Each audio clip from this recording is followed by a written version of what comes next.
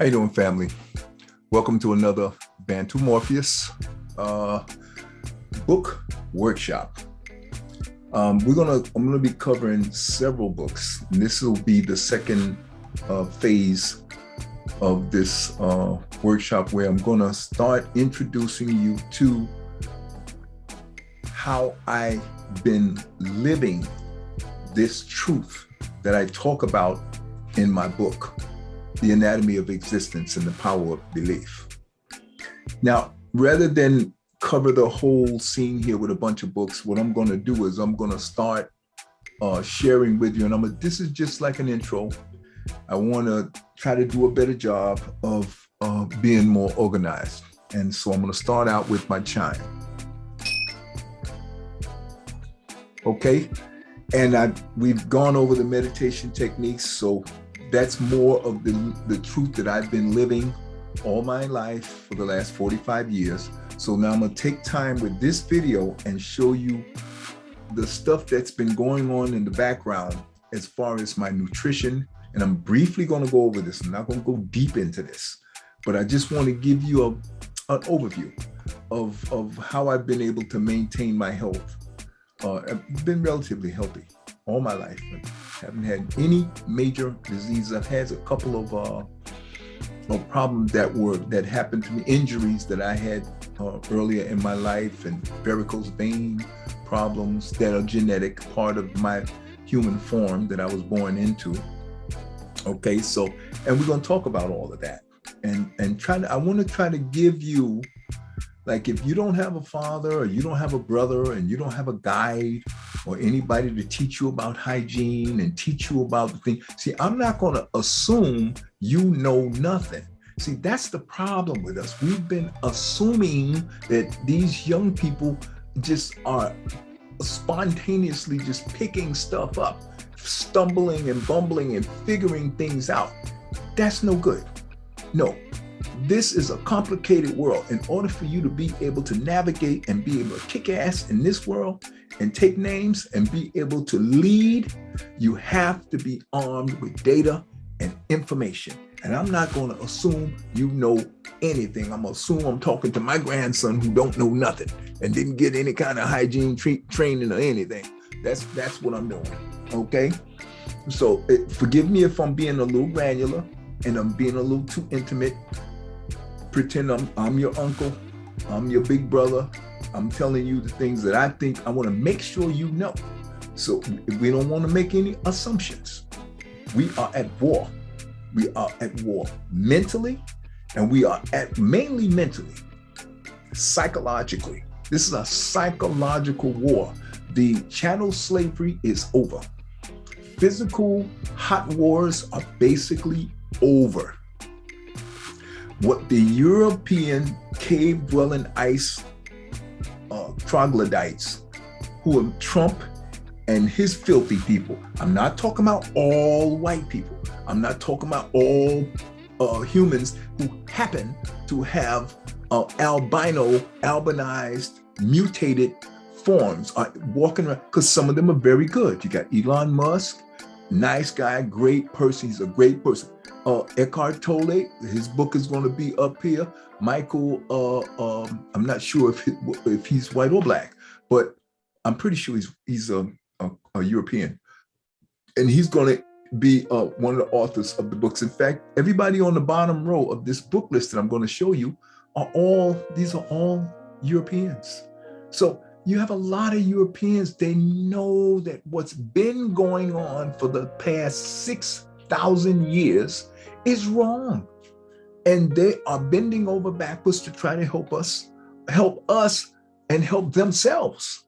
And they're not just helping us, they're helping themselves, because these troglodytes and these ice cave of filthy Trumpies that are running around here now trying to get everybody to die off with this virus, following some stupid, retarded mental illness that DeSantis and these assholes that we got down here in Florida that are doing all of this troglodytic mental illness.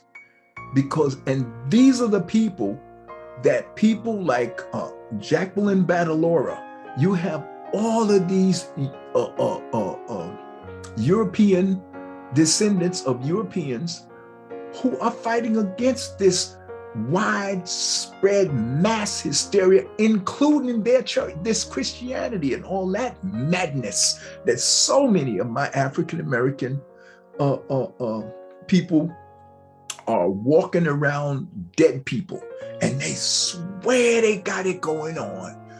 But see, when they get a taste of real truth, they're going to realize, they're going to wake up one day and say, oh my God. And this is the thing I want you to understand. This is what the Christian people are most terrified of, is they wake up one day and find out, oh hell, I have been following a Jim Jones cult for 50, 60 years. And here now I find all of this shit is not real. It is a con job.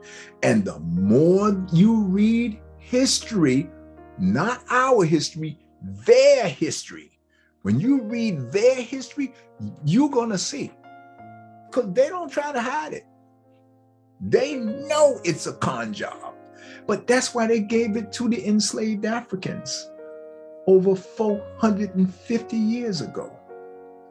Because they knew the physical trauma and brutality and oppression that following oppression and stripping away of their humanity by making sure they never, ever get any kind of civil rights or equal rights. That was phase 2 of the preparation for phase 3, which was they had already put in place the foundation with their filthy Bible. So they put the brutalization in on top of the Bible, so that people, the poor enslaved Africans would fall back on the Bible. And then they went into Africa and they contaminated everything in sight with their filthy Bible. And with that weapon, they were able to convert every single African just about in Africa to this day.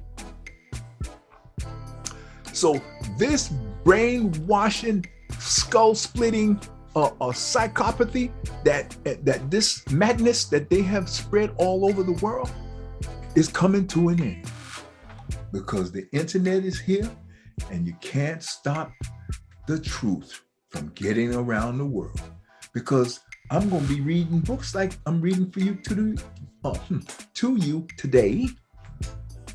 And through this, it's going to be a slow, gradual process that is going to run over hundreds of years.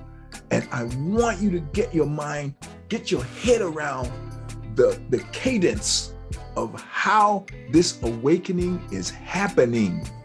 Okay?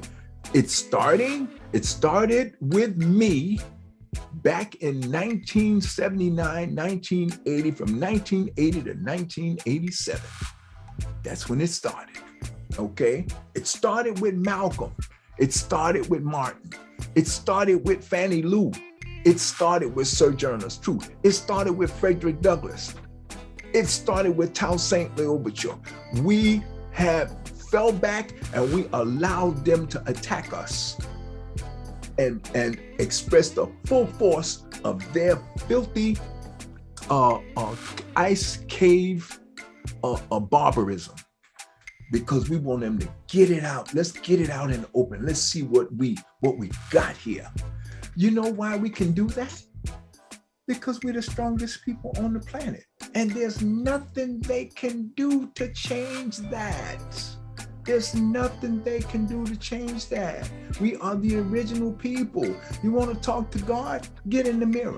Even if you're a mutated white person, mutated African, and you have the appearance and the title of white, you can still look in the mirror and talk to God.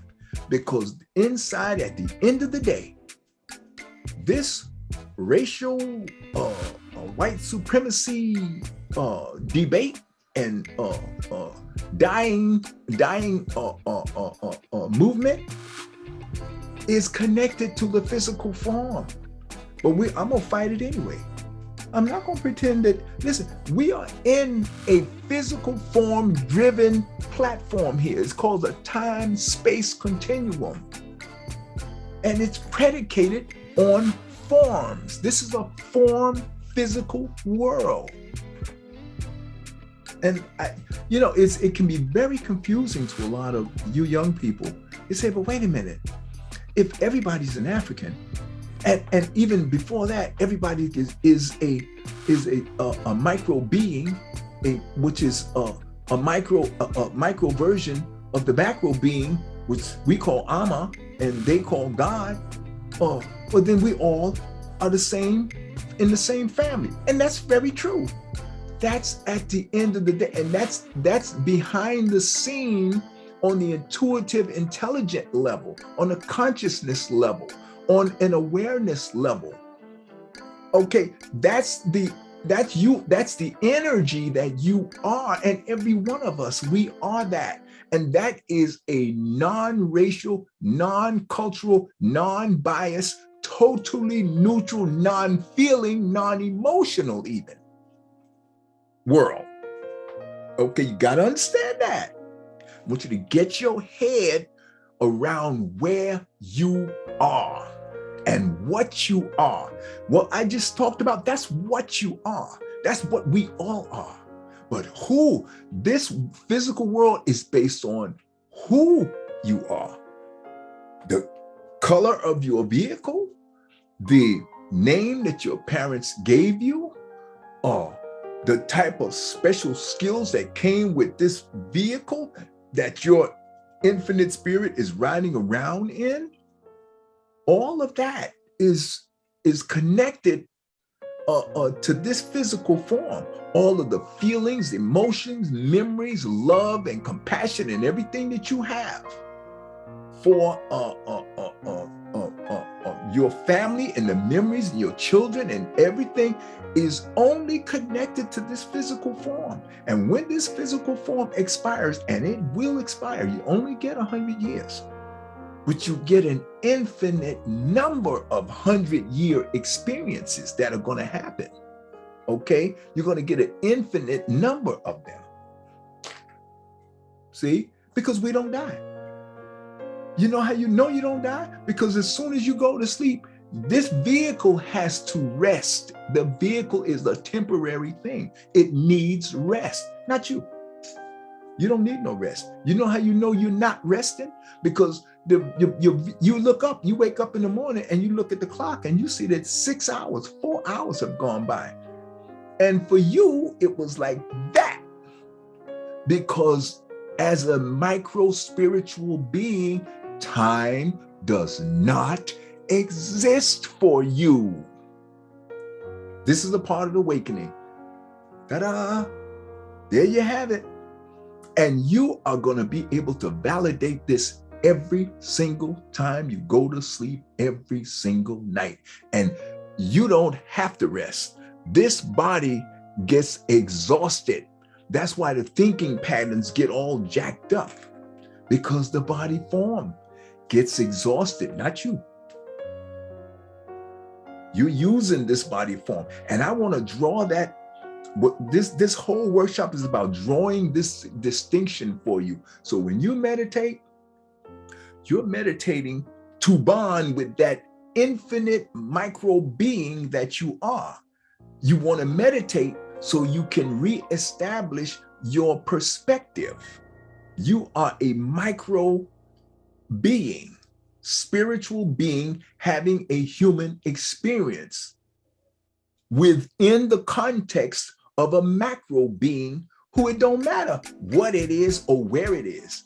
All you need to know is what abilities that this entity has assigned to you and authorized you to use. Now, whether you use them or not, that's up to you. That's why you have the freedom of choice. That's the difference between this perspective that we're in.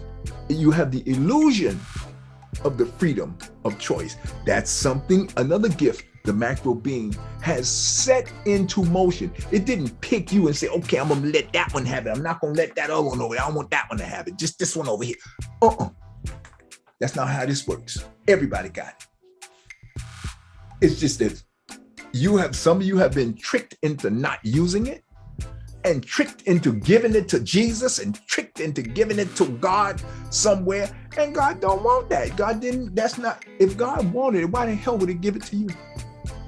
If Jesus needed it, why would Jesus, this big person that doesn't exist and would be highly insulted, if you turn around and if such a fairy tale could happen and it could come back, and even if you listen to the words of what in some of the BS stories that they tell, they stumble and make a mistake and tell you the truth.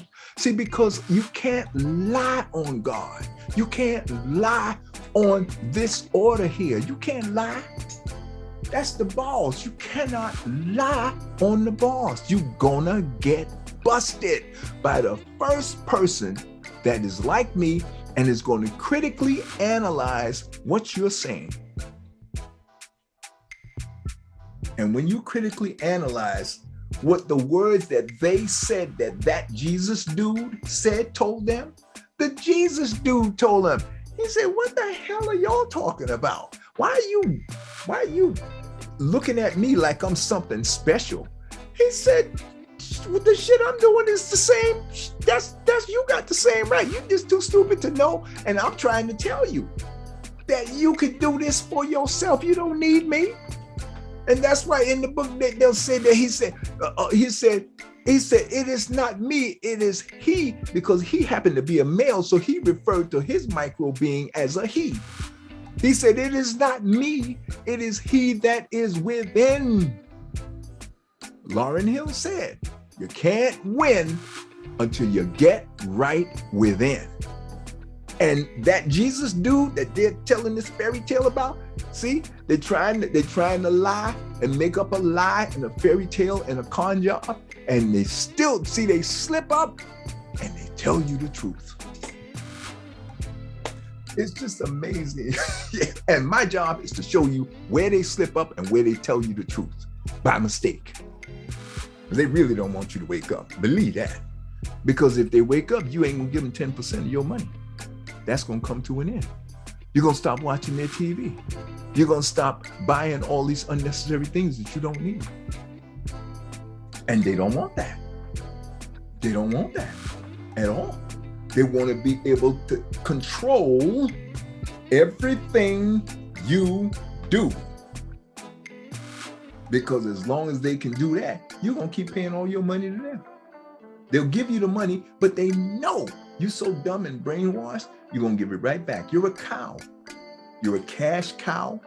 You're being herded around by the TV and the commercials and the media to do it, whatever they want you to do, more or less.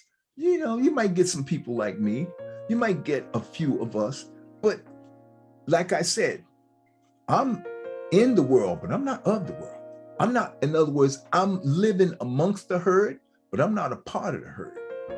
I'm watching the herd jump off cliffs, get cancer, doing stupid stuff because they dumb, don't know, giving all their money away, giving all their wealth away, giving all their power away because they're stupid and don't know.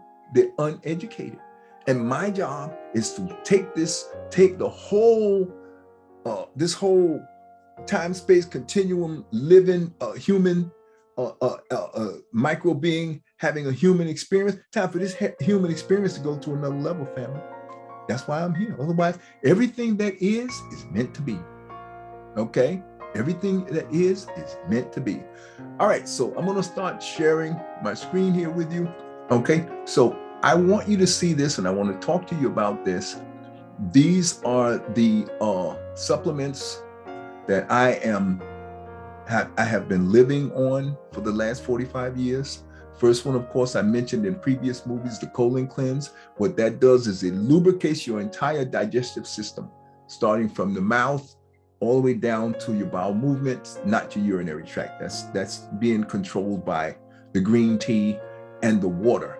You're drinking a lot of water, green tea and different natural drinks as much as possible as much as possible with as little sugar as possible. But you don't have to go crazy, because if you're like, for me, I only have 1 drink of juice every day with my colon cleanse. And then I have a big cup of tea that you've seen me drink out of every night. After I drink my colon cleanse, I have that big cup of tea that say, I love my mama. I drink that big mug of tea, which is that mug of tea holds exactly 16 ounces of water, of fluid. So I'm getting 2 of my 8/8, right? You're supposed to drink 8-ounce glasses of water per day. Your whole body system runs on fluid water, okay? So I don't get all 8 in every day. Again, moderation in all things. I don't want you to do anything that becomes so rigid and so extreme. I want to avoid the extremes. You drink I'm drinking that glass of colon cleanse, which is a little more than 8 ounces, about 10 or 12 ounces of liquid. But it's a mixture of green tea, Lipton green tea with the lemon flavored drink. And I have some natural organic apple juice that I get from Costco's. It's made by Mott. And what I do is I take an empty Mott bottle and I put half of it is the Lipton green tea juice, and I put half is organic apple juice. And sometimes I'll sneak in a little bit of Publix makes a really nice peach flavored tea drink. That is really nice. And that's just a pure drink, it's naughty. But I mix that in sometimes with lemon juice, some reconstituted lemon juice from Costco. And I drink that concoction and I mix and I match, and sometimes I put a little bit more of one, a little bit less of another, a little bit more of another. It doesn't really matter. What matters is that you get in the habit of doing this regularly and cyclically, which means you're repeating it every day. And again, this body works on repetition, or the other word for repeating is called cycles.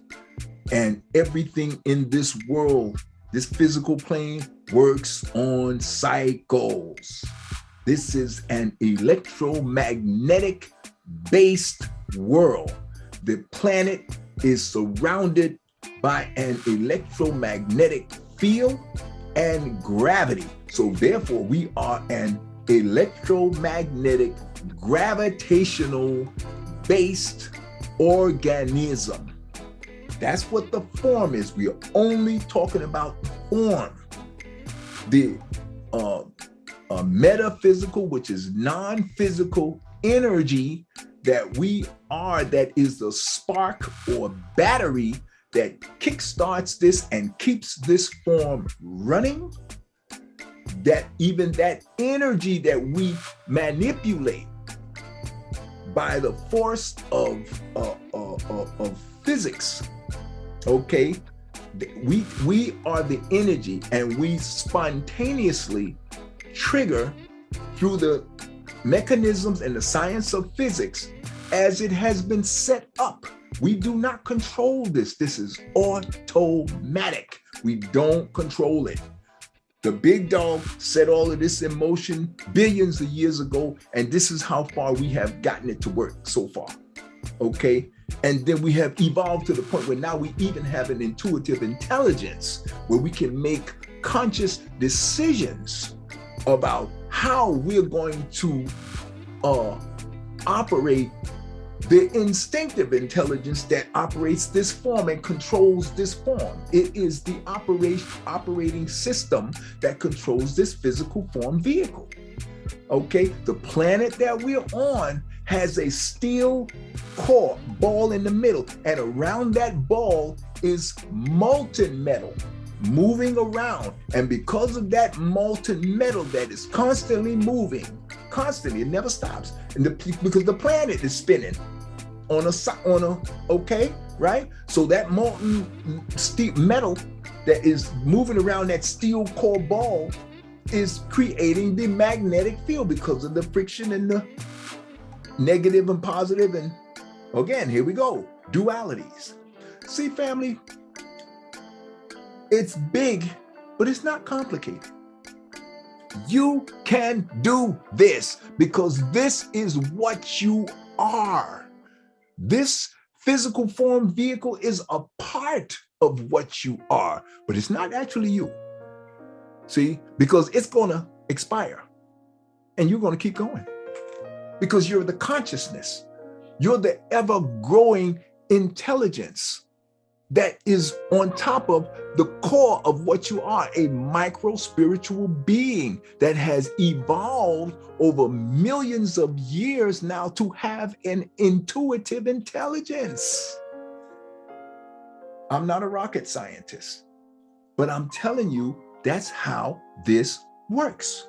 And the sooner you get comfortable and just build this foundational knowledge in the background as you wrap your head and fill your head with this truth, you throw that doggone Bible in the garbage and look back at yourself and say, wow, I've been a damn fool.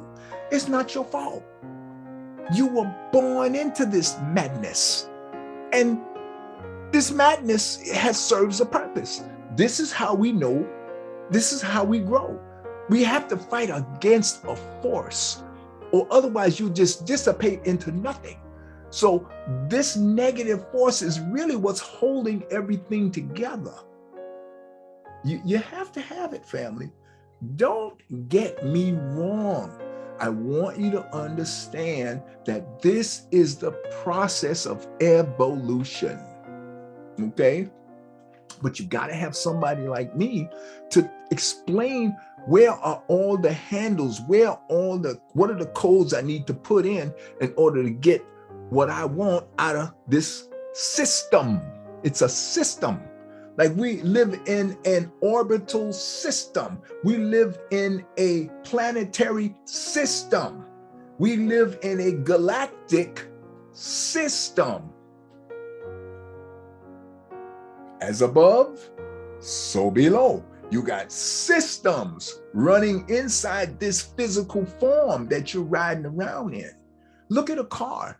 It has these cars they got now, they're really terrible. They got cooling systems, they got oil systems, lubricating systems, they got electrical systems. Well, this vehicle is the same way. That's why I call it a vehicle.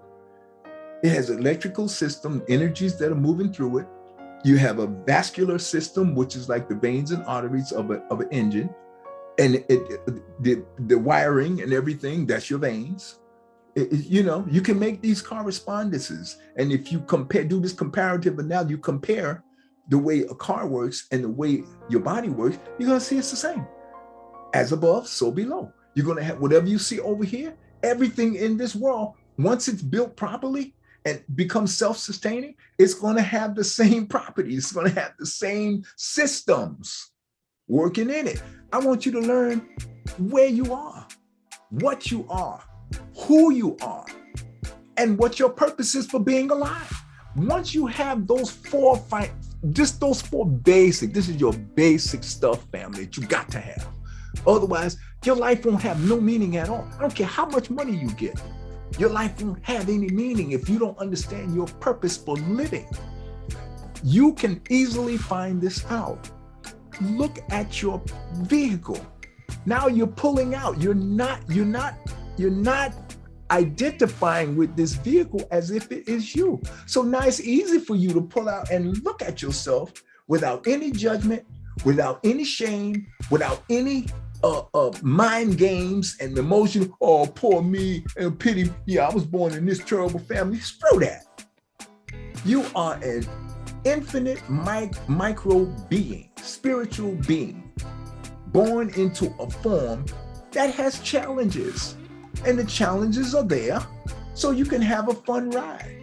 The fun is overcoming the challenges. You see, it's not as bad as you think it is. If you've been raped, not you, the vehicle has been raped. okay? You're riding around in the vehicle, so those sensations were transferred to your consciousness, your awareness that you are. But the vehicle got raped, not you. So the vehicle is going to keep trying to relive that rape as a part of its attempt to cope. And since it is basically a numbskull system, the instinctive intelligence, it must be guided by you. So in order for you to get a handle on what's going on, you got to understand what's going on, what you are and what it is and why these things are happening. And once you find out what they are, you can sit back and laugh about them and say, okay, or talk about them until you get to the point where you can laugh about them. And once you get to the point where you can laugh about them, you have successfully made that separation that you need to do. Dianetics is going to teach you how to do that. Everybody that comes up here and writes a book, they're doing something to help the entire whole society, because we are all the same micro spiritual beings in human forms having a human experience in a time-space continuum that will never, ever end. There's your joy and happiness again. No need to panic. You're not going to run out of life. You're not going to really run out of time, because time don't exist for you. But we're going to work with what we got to enjoy the ride. The concept of time is just helps us to have a cadence and to help us to understand, okay, we're going to do this in this short period of time. Okay, now we're going to use time because we're using time. Since we got it, let's use it. Okay, and let's use it to win. Okay, I'm going to do this at a certain time. Cut the damn TV off, throw the Bible in the garbage. I'm going to focus on me getting this together, getting this vehicle together, and getting this head in this vehicle together, because now this brother done tapped me into some serious shit here. This is stuff I don't have to, I'm free now. Oh shit, I actually don't have to give a damn about a heaven or a hell or a Jesus or a God somewhere watching me to make sure you're being a good boy. Don't exist. You get rid of that and you replace that with focusing on meditating, watching your thought flows go through. So now you're assessing your mental, the mental state of your human form's mind space that you get to use. You're not the mind space. You're not the thoughts. You're not the feelings that you even are sensing, that are impacting on your spirit. The spirit is not feeling anything. The physical form vehicle is putting out feelings, because that's what it do. That's what it's here for. Because if you didn't have this physical form vehicle, you wouldn't have no feelings at all. Like the subconscious machine, you don't have no feelings. Time don't exist for you. You really don't care. You're here to be able to care. You wouldn't be able to if you didn't have this vehicle. You couldn't even have the facilitation to be able to care, to have feelings, to experience love. So you wouldn't have any feelings. You don't feel. The subconscious machine that's manifesting everything doesn't feel. Alma, the macro being, don't even know what the hell we're doing down here. Ain't paying no damn attention to none of this stuff. Stop that. Get into the reality. The only entity that gives a damn what's going on right here is you. Because all of this has been created for you. You function on this dimension here, this three-dimensional world You are the fourth. You really exist in a fourth dimension that is just impacting and sensing this world, but you don't live here. You're a visitor. We are visitors to this time-space continuum, and this is our space suit that allows us to come and visit here. And this suit gives us the actual, for the first time in our very existence, we can feel stuff. Otherwise, you wouldn't be able to feel anything. You wouldn't without this spacesuit. So that's why I'm telling you, love your spacesuit. Treat it well. When I tell you it's a dumb brute, I'm not telling you that so you can mistreat it or trivialize it like it has no value. Oh, no, no. That's part of my SNAP system. I'm trying to help you make a sudden natural adjustment coming away from this somebody outside of you, Jesus, God, your pastor, this way, everybody making decisions for you. That's not how this works. That's not how this works. Because everybody that makes a decision, they still got to convince you to allow them to tell you how to believe. Nobody's supposed to be controlling your beliefs but you, for you. That's why this is the sudden natural adjustment in personality and perspective that you, that's why I'm doing this, so I can get you to wake up to the true reality of what you are and what you're capable of. Once you stop believing and wasting your time focusing on nebulous heavens and hells and mind game con jobs that have never existed. They don't even believe in it. They laughing at you because they got your stupid ass believing in this stuff. And every day when they see you on television, you see that news, and they see people gathering up, bending down on their knees, praying for some. They're saying, look, the progress report, we're doing good. Look, we still got the dumbasses. The flock is still being stupid. We got them for at least another 100 years, maybe 2. Because look, it's millions of them still doing it. And they're sitting back laughing because they know it's all bullshit.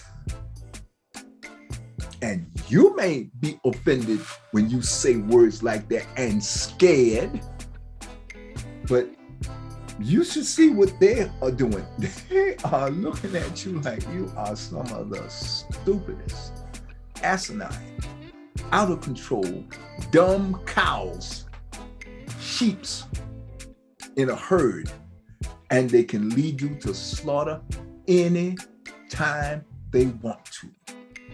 And I'm here to put an end to that. That doesn't mean you don't live in a cooperative environment and work with others to have a harmonious and decent life. I'm not talking about that.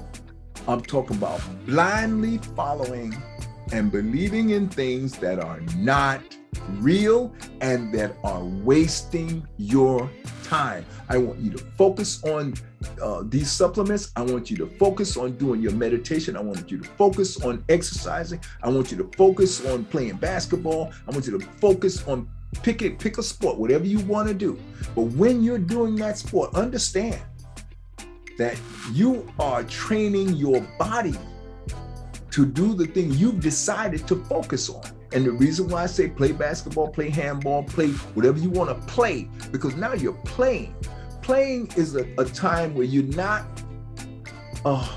trying to do anything. You're just enjoying the moment. You're enjoying living. That's what playing basketball, playing sports are for.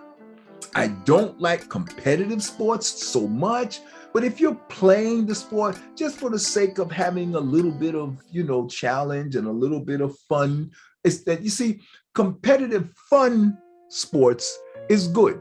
But when you're doing a sport to the point where your whole life is going to come to an end if you don't accomplish this task or play football, you break a leg and break a knee, now you can't play football no more. So as far as you're concerned, your whole life is about football. And so therefore you so limited, you just only, that's all you can do. And so therefore you go kill yourself because you say, shit, if I can't play football, then I don't want to even be here. That's your right. You have that right and authority, choice to do that. You have choice, but when you do that, that proves and validates that you have no goddamn idea what's going on around here. And you allowed yourself again to fall into a trap where you're trapped in your body and you don't know what the hell is going on. Okay. So I don't want you to ever fall into that kind of trap. And I don't want to take away or suggest even that you should stop playing sports or stop working and living in harmony with other people, even if they're mutated Africans. If their spirit is positive and you can validate that they really are decent and good people, then listen, you're here to enjoy this human experience. That's why you're here. You're here to feel. You're here to love. You're here to experience and even be angry. You're here to experience emotions and feelings, but I want you to use them, the anger, in a defensive way. I want you to use them in a motivational way to get you to get better at what you're doing, especially if it's something positive. That's how I want you to learn to use your emotions in a constructive way and in an insightful way. Okay? So these are the nutrients. I take the colon cleanse once a day at night. I do the vitamin C, 1 pill, 2 pills a day max. And if you notice here, they say it's time release. It's kind of blurred because, this is a little thumbnail. But these are time release 1,000 milligram vitamin C. You can take 1 in the morning and 1 in the evening, and that'll keep it in your system. And what that does is it keeps the free radicals, keeps the cancer, it keeps a lot of things away. The colon cleanse is also, you cut back on your red meats and all that stuff. You can have your red meats, but don't eat a lot of it. And this colon cleanse is going to keep it going through so it doesn't mess you up. It won't stop in if you have genetic predispositions. Your family is genetically predisposed to cancer or rubella or muscular dystrophy. If your family, if it's in the genetics of your human form, they're working on it. They're working on some technology now called gene splicing and genomics that they're working on being able to cure even those problems. Okay, but these are mechanical problems. It doesn't mean you're not a bad person. You're not a bad spirit that was put into a bad body. This is just the random, because you got to remember the macro being wants to be in a position. When you read my book, I'll talk about this. Yeah, over here. Where the macro being, this is my concept. This is what I believe. The macro being wants to be in a position where it does not know. And since it cannot die and you cannot die, it is willy-nilly, loose booty, just putting these kind of things. And it's not that the macro being is doing it. This is just a part of the process of the evolutionary process of the human form vehicle. We're discovering now that we can't have coal be burning coal because burning coal puts certain things in the air, carcinogenics, that cause asthma and all kinds of things. We've been smoking cigarettes for hundreds of years, and now they found out cigarettes are carcinogenic. They cause cancer. Anything carcinogenic causes cancer. What helps to get that cancer out of your system? You can stop smoking the cigarettes and then you start drinking green tea. Green tea is an antioxidant. Vitamin C is an antioxidant. What are antioxidants? Antioxidants flush out carcinogenics. Knowledge, wisdom. Once you know this, you keep eating it and you build up an accumulated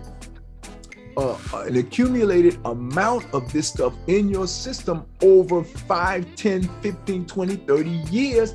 And it doesn't guarantee you anything, but it reduces the likelihood that you would actually come down with a serious episode or cancer case or whatever the predisposition of your genetics. That's why you need to know who your mother, your father, and your people in your physical form genetic line. You need to know who these people are, because now you can kind of ballpark when you go to the doctor and they tell you, oh, you got this, you have it in your family. If you've been adopted and whatnot, you don't know who your family is. I mean, this is the problem. You know, that's the only reason why you need to know. Being adopted is not an issue. Don't get hung up on that. Because, you know, my father, you know, he was out of my life when I was 5, 6 years old, and I was glad to never, ever see his ass again. And I adopted better fathers than he could have ever been. And I thank God every day for those fathers, because they made my life so beautiful. They armed me and triggered a chain of focus and energy and curiosity in me that I never would have gotten being around him.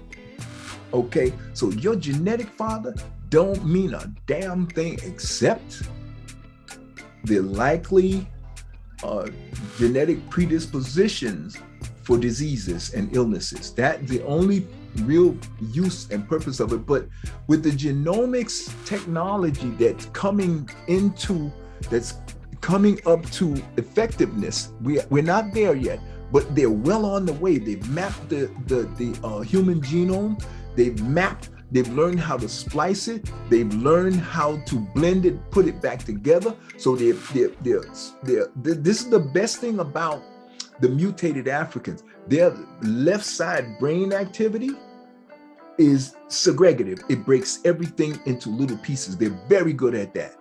The Africans, the original people, are very good at putting everything together. That's why we had a democratic system long before they did. And that's why they break everything up, and they see things as objects. They do not see you as a valued human being. They see you as an object to be used. That's what the ice cave environment, the blood drinking, the eating of human flesh, the cannibalism, it has warped and gotten into the DNA. Okay, and a lot of them are psychopathic, sociopathic, and they don't know why. I see this stuff. You see this on Law and Order. Kids saying, I have these horrible thoughts of doing things to people, and I don't want to do these things, but it just keeps coming. Family, the evidence is all over the place. You say, come on, you can't cite a movie. Listen, they're telling you what they are experiencing. People who are writing these scripts are telling you what they are experiencing, okay? They're not just making this stuff up. Vampires, ghouls, cannibals. You have to get that idea from somewhere. It has to come from somewhere. And when you know your history of the caves, and that's why I'm gonna go to this next one, but you'll know where these things, and Dianetics, if you read Dianetics, family, read Dianetics, L. Ron Hubbard. He's telling you how your genetics are speaking loudly to you. You don't understand how to speak the language. That's why you overlook it and you trivialize it. You're brainwashed into believing whatever these fools tell you. If it ain't in the Bible, you don't want to believe it. And I'm going to tell you, it's going to leave you lost, ignorant, dumb, and you're going to wind up having a horrible life, because you're going to keep waking up to all these things that are slapping you upside your head and slap you and they're banging you in the nose. And your body is saying, well, damn, I'm sending you these signals. You're not getting it because you're brainwashed. To ignore it, that can't be real. It ain't in the Bible. It ain't good. It can't be real. So then, what the hell was going on before there was a Bible? How were all these Africans, for hundreds of thousands of years, how could they create astronomy without the Bible? The Bible wasn't around then. There was no Bible in Egypt, family. There was no Bible in Egypt. They were navigating the oceans. The Bantu and the Twa Mbuti and the Khoisan people were navigating the oceans on little boats and whatnot. They didn't have no Bible. How was they doing? So now they're going to go to hell because they didn't have a Bible? It don't make sense. So you got to let it go. Stop wasting time. So these the vitamin C here. Let me get my annotation tool. The vitamin C here. Okay. This vitamin C. This is very good antioxidant. The calcium, magnesium, and zinc. This is an antioxidant. However, the zinc in the calcium and the magnesium, these are minerals. Calcium, magnesium, and zinc are minerals. And what they do is they cut colds, they cut the flu. They put a barrier around the cells, all right, that is constantly being entered and nutrients going in and coming out, oxygen's coming in, going out. Things are constantly moving. They call it osmosis, moving through the membrane of every cell in your body. That's the mechanics of how this thing works. What that magnesium and calcium and zinc does, zinc in particular, it keeps you from getting infections. That is the strongest infection tool, and you have to build this up in your system over a number of years and decades. And I've been doing it for 50 years. Lecithin, this is a brain nutrient that helps the passage of the neurons, of the electrical impulses through the neurons, and keep your neurons healthy and keep your brain overall healthy. That's what lecithin does. I'm going to keep moving fast now and keep going. And again, you want to drink this green tea here, and you get the bottled water. What I use is this bottled water right here. I take this bottled water, okay, this bottled water, and in this bottle of water right here, this size bottle of water, it is exactly 16.9 ounces. That's what this bottle of water is, okay? So if you drink 4 of these bottles a day, just 4 of these bottles of water, okay, you get in your 88 cent. And you don't have to drink 4 of these. If you're drinking a tea that has a whole bottle of this, that's two 8-ounce glasses right there. If you drink it, my mug of tea holds 1 of these bottles of water. So I'm getting 2 8-ounce. I'm getting 16 ounces just with that tea alone. And a cup of water I drink, it takes up about half of 1 of these bottles. So I'm getting another 8 ounces of water right there. So I got 24 ounces right there. All I really need is another what? 16, another 32 ounces plus another 8, another 40 ounces, and I'm good for the whole day. And if I do those 2, and I drink a whole 1 or 2 bottles of this a day, and drink my tea and drink my colon cleanse, if I have and sometimes I'll have a glucerna in the morning. I won't eat a breakfast. I'll have a glucerna just to break the fasting that I do every night, that we all do every night when we go to bed, we fast.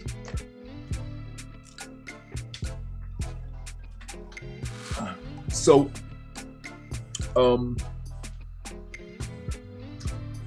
by doing that every night, you're disconnecting from the human form, and the human form is fasting because you're not eating.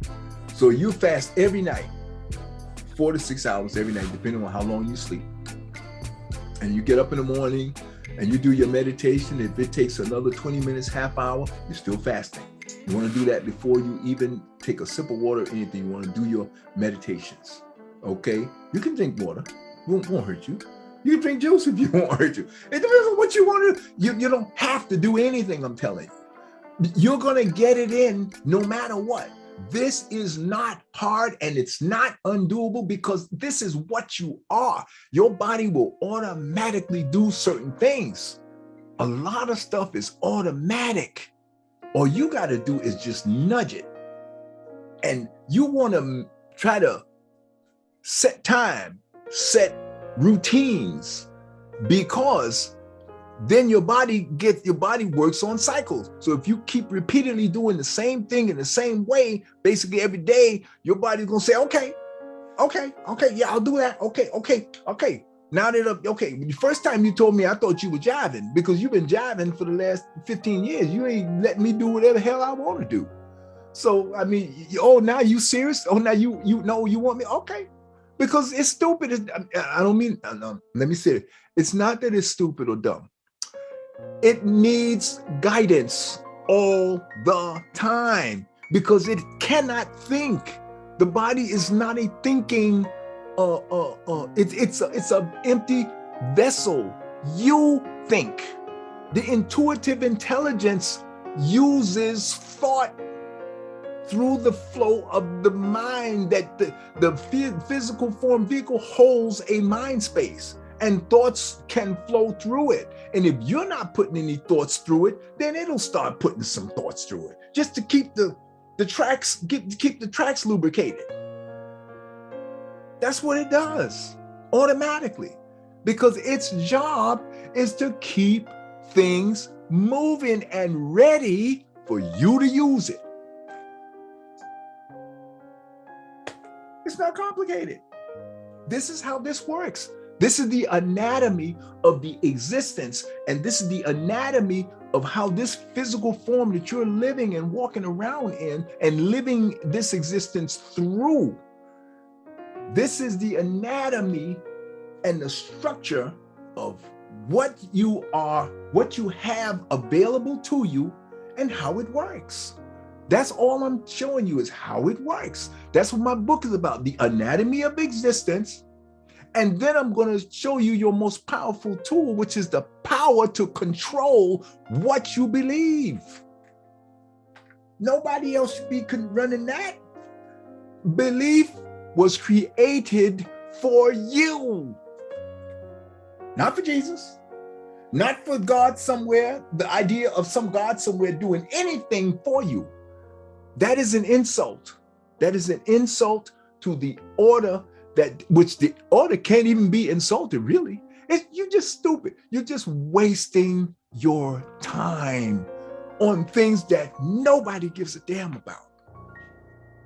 The universe, God, the macro being had one thought. That was it. It's not watching you. It's not making sure you're doing the right thing. It didn't send no Jesus here to do a damn thing for you. That's a goddamn lie. It's a vicious, ooh. Oh, anyway. So what I'm going to do here is I wanted to introduce you to these 4 nutrients, supplements and nutrients, talk to you about the green tea, and use that. And I wanted to talk to you about the water. You need that. That's going to feed this form, okay? We're going to go ahead and I'm going to move on to this next one I want to show you here. This time I'm going to get back on track. I want to introduce this book list to you, okay? Because I want you to understand the book I'm going to cover today is going to be, let me get my other annotation tool here. Okay, the book I'm going to cover is going to be this one right here. Okay, this is the book I'm going to cover. I'm going to be reading from this book today. Okay, it's going to be this book, right? And I'm going to briefly go over because I've been monologuing too long, but I'm sorry, I have to give you this stuff, family. I have to give it to you. This is the foundational stuff that I talked about in the beginning. You need this. This is your foundation. I want you to explain why you have to form good routines and good habits. And the time and energy you spend focusing on that, you're training your vehicle to focus. And believe me when I tell you this, your vehicle is so relieved because it doesn't know what the hell to do with itself. It's not made to be the boss. It's not. It's designed. It is like a robot that needs a master or somebody to tell it what to do. It's the way it was set up, and it is only going to last a period of time, and it's going to move. You're going to pull out. You're going to go into the next vehicle, and you're going to have no memory. All the memories of the family and the experiences that you're having stays with this vehicle here. Stays in this brain right here. And when the fluids stop flowing, and the electrical energy that you are propelling, that's keeping the heart beating and keeping everything, the clock ticking and everything going, the body cannot keep itself alive. It can't. It needs you. It needs this energy, this consciousness to tell it what to do. Otherwise, it has no purpose in and of itself, other than the abilities. Like, it may be a great basketball player, it may be a great scientist, it may be a great metaphysicist, it may be a great construction worker, it may be a very good a surgeon, it may be an excellent teacher. Like, my vehicle is designed to teach. So that's what I'm doing with it. And all of the compulsions and all of the abilities of it, my ability to pay attention to details and to focus, is to help me fulfill the purpose of this vehicle, and my purpose that I am supposed to fulfill in this particular time space continuum for this particular life cycle. And after this life cycle is over, I will, my undefined, my unlimited, never dying spiritual consciousness, okay, will leave this vehicle because it's no longer functional. My spirit couldn't keep the vehicle going if it wanted to, because that's not the way this was set up. A lot of the stuff that's going on here, family, is automatic. You got to understand that. These are opportunities that are given to you, and you're given certain authority and tools and skills and abilities that will allow you to do things and push the envelope and have a very, very enjoyable experience. And the next experience is going to be better than this one. It never gets worse. It always gets better. There's another thing for you to be very happy about. You don't have to worry about things getting, oh, what am I going to be in my next life? Oh, it's going to be worse than this. Oh, no, I'm scared to die because now I don't know what I'm going to get. That's not how this goes. Don't go like that. Always gets better. Evolution only moves in a better direction, in the direction of better. Otherwise, you look at even the astronomers, they know this now. They say they thought the universe was one size, was going to stay the way it is. They've been looking at planets they've been watching for 20, 30, 40, 50, 60, 100 years. And they realized the planets they were looking at before now is further away. Why? Because we're moving further away.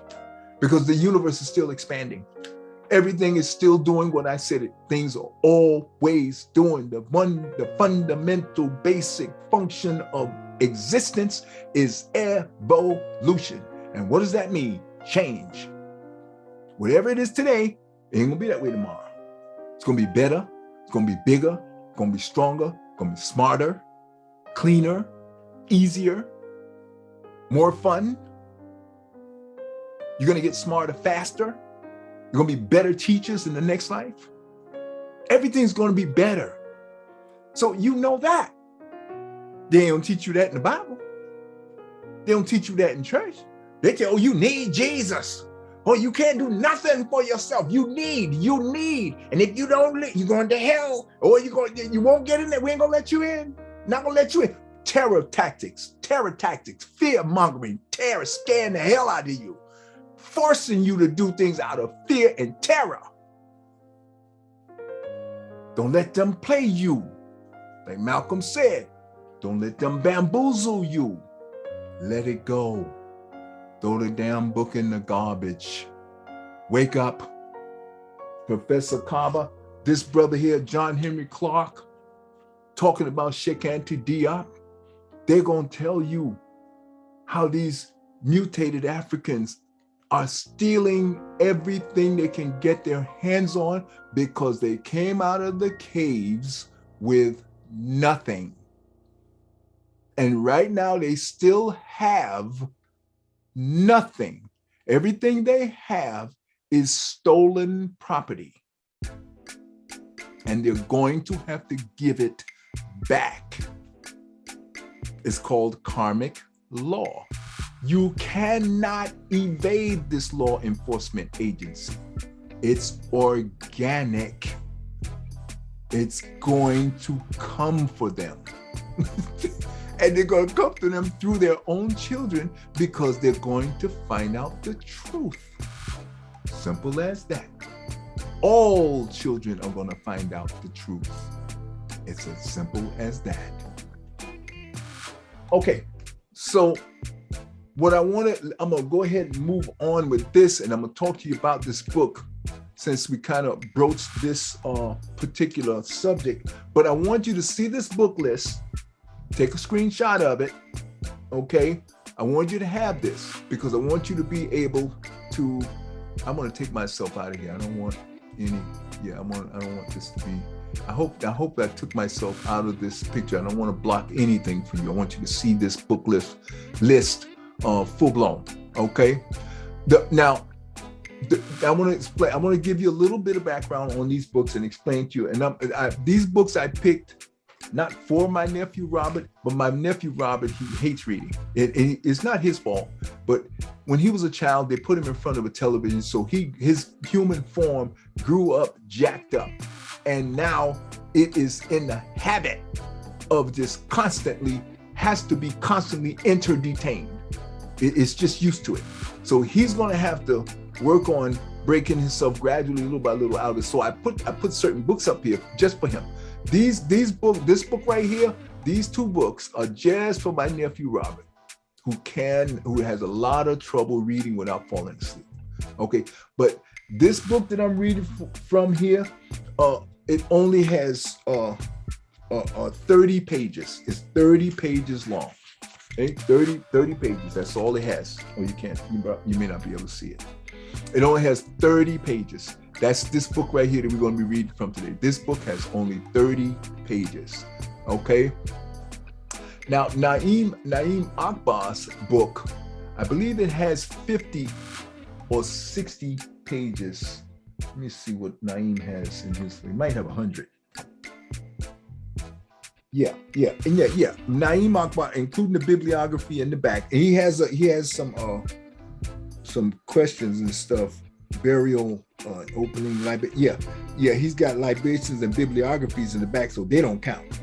So this book is actually 70 conclusion. This book here is only 70 pages long, so these are really good for my nephew. He can read this in about a year, and if he could just read a sentence a day, if he read a sentence a day, that would get him through this book easily within 4 or 5 months. Okay, so but for the folks who are not really reading a verse, I would say the book you really need to focus on, again, this book, both these books are going to give you a thirst and a hunger for going over to this book right here. These two books right here. This book here and this book right here. These two books, the reason I put them here is because these are the books, family. These are the ones that are going to set you straight, okay, about Africans and what we have brought to the game, okay? This book here, Kaba Kameni's book, this is our new Black Bible, African Bible, not Black. Black is a color, we don't want to get into that. This book is one of the most important books on this slide. That book right there. Okay, that's your Bible. When you throw the Bible out, pick this one up. And believe me, it's going to split your skull open from page 1. You're going to have to get a dictionary and look up a lot of these words. I have to do, and I've been doing this for 40-something years, almost 50 years. And I still got to look up words that Baba Kaba, what he puts down is brain splitting, skull splitting data that's telling you the metaphysical and the science and what would the word be? Not cosmology. It is, he's covering cosmology, but he's telling you about the different systems, what science covers, what physics covers, and a lot of different things covered. He's a very, very left side detail Baba. which is a guide. You know, he's a great guide and one of the best teachers really. Professor Kaba is really one of the best teachers on the planet, okay? And the only person I would, there's a whole bunch of them.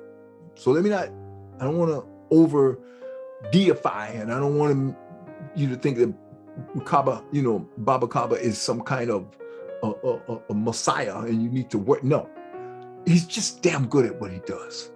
He's the best at, one of the best. Let me say that. I don't want to put him above anybody else.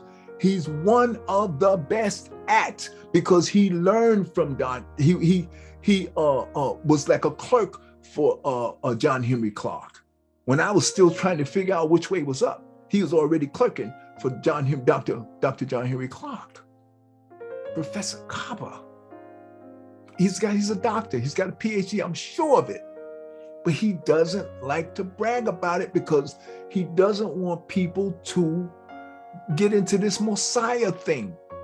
Because even the whole PhD thing is a Eurocentric structural system. And that's why I only got a 2 degree. I don't need no master from them. I don't need them to certify me, because I'm not under them. I'm running on a totally independent, self-taught, basically running purely on spiritual, on compulsions that are being guided by my purpose, period. And I don't need no permission from no damn college to certify what I do and what I am. And so then after that, they're gonna try to tell you, oh, well, you're gonna lose your certification because you're not speaking the way we want you to speak. You're not talking about the subject we want you to talk about. And that's why Professor Kaba don't want to talk too much about his certification, because what he's doing ain't got a damn thing to do with that. And his teaching style is totally different from mine. I cuss. See, Professor Kaba don't cuss. He's on another level. But his job is to reach the people he's supposed to reach. My job is to reach the people in the ghetto, in the neighborhood, in the hood. See, that's who I'm really talking to. I ain't trying to be pretty and too much. I do want to be, somewhat, but this is who I am. Okay, so, but these two books right here, Destruction of Black Civ by Chancellor Williams, is the first book. These two books are the first two books I read. And it took me damn near 10, 15 years to read both of them. They were too deep, they were too heavy. Deep, heavy books, okay? And then you can start on Professor Kaba, but this is gonna take you the rest of your life to be able to read this book. I can tell you that right now.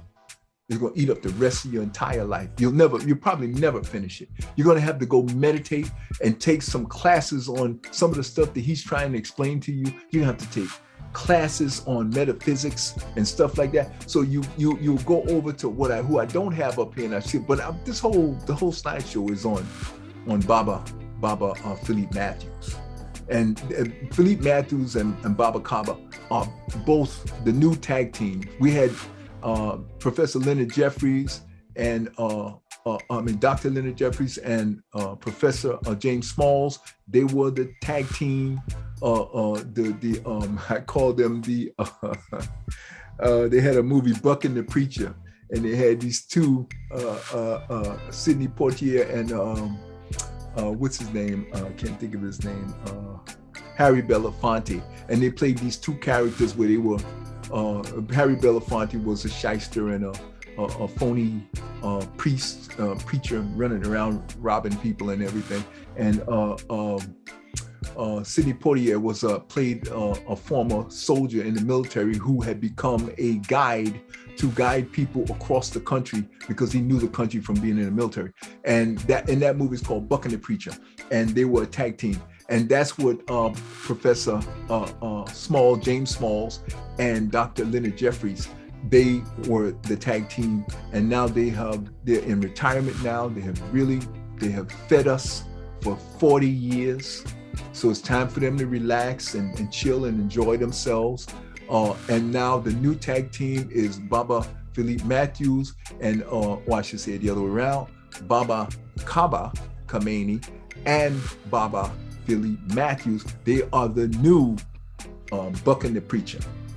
Okay, they are new buck and the preachers, and they are phenomenal. Baba Philippe Matthews, his analysis of trauma, ghosting, trauma, trauma bonding and capture bonding, and all the analysis that he gives you on there gives you a complete analysis of why we do the things we do. He has broken down the human forms into 4 categories that he has decided that he wants to categorize them, and I made my adjustment with those categories. He classifies the first frequency people as African Americans and Africans throughout the diaspora who are awakened, who are aware, who are enlightened, okay, who are in the herd but not of the herd. We're sitting outside the herd, watching the herd. We have educated and enlightened ourselves to the point where we are not a part of the herd, okay? And then the second frequency people he gives to the mutated Africans, I moved them to 4th. They're 4th. I consider the 4th frequency brothers and sisters in the hood. They're calling themselves nigger, bitches, and hoes. They're the 2nd frequency people, brothers, to me and my view. And the 3rd frequency are the Negroes, the Clarence Thomases, the Uncle Thomas from the Supreme Court, the token Tim in the Senate. He's a token African American, the only black one in the whole goddamn Senate. Okay, and they put him in place like Trump puts a token Negro behind him at every one of his speeches, because this way the rest of the herd that are in their Christian cult, they want to believe, because this master we sick, they want to be subjugated by a master. They're in the habit of doing that.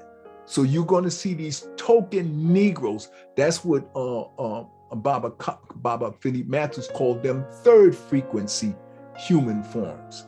And I move the mutated Africans in the 4th spot because they're bottom of the barrel. They are ice cave barbarians, and the few of them that are trying to get out of that, they're working hard, but they got another good 100,000 years that they're gonna have to work on, because they've only been working at this for 10,000 years, and they haven't made any progress until the last 200 years. They finally made some progress. 200.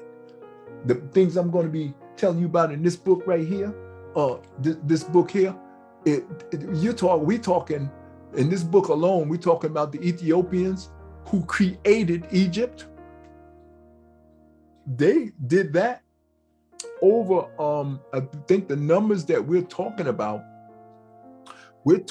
somewhere between 10 and 30, 40,000 years ago. They had already had Egypt. First they had got Ethiopia set up, and they had Kush, and then they have gugobs of other societies that they created through their immigrating throughout all of Asia and all over the whole world, coming out of the Fertile Crescent, which was and is Ethiopia, Somalia, Sudan. You go down south, there's another part down there, which I can't recall the name right. All of these parts of the river valleys and everything in Africa, where everything started, where the only first humans came into being, the human form became functional enough that the intuitive intelligence and the micro gods that we are were finally able to get the forms into a functional, usable condition. Okay, and the Ethiopian, they call them Ethiopian, which means people of burnt skin. Okay, and the Europeans who crawled, the mutated Africans who missed out on the last 100,000 years of human development, were down in the caves and became cannibals, vampires, ghouls, and all of these filthy subhumans. Okay, they're sub because they never reached the level of humanity and civilization that we reach by staying out in the sun. We are the sun people, they are the ice cave people. Okay, doesn't make them bad, it just makes them jacked up.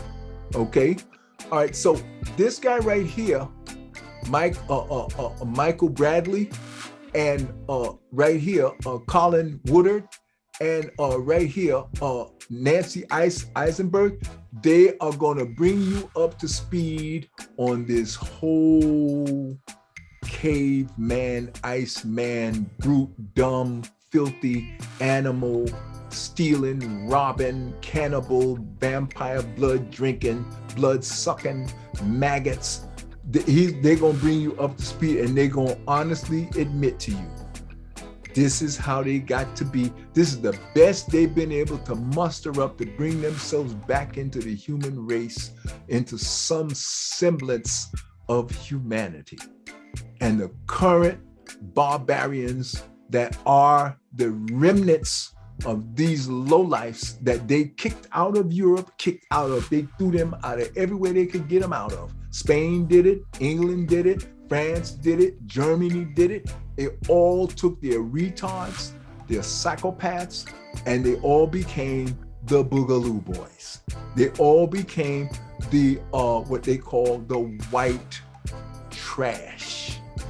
Okay, this is how they tell you why they did it, because they were incorrigible, and they hoped that they died on the trip over to America.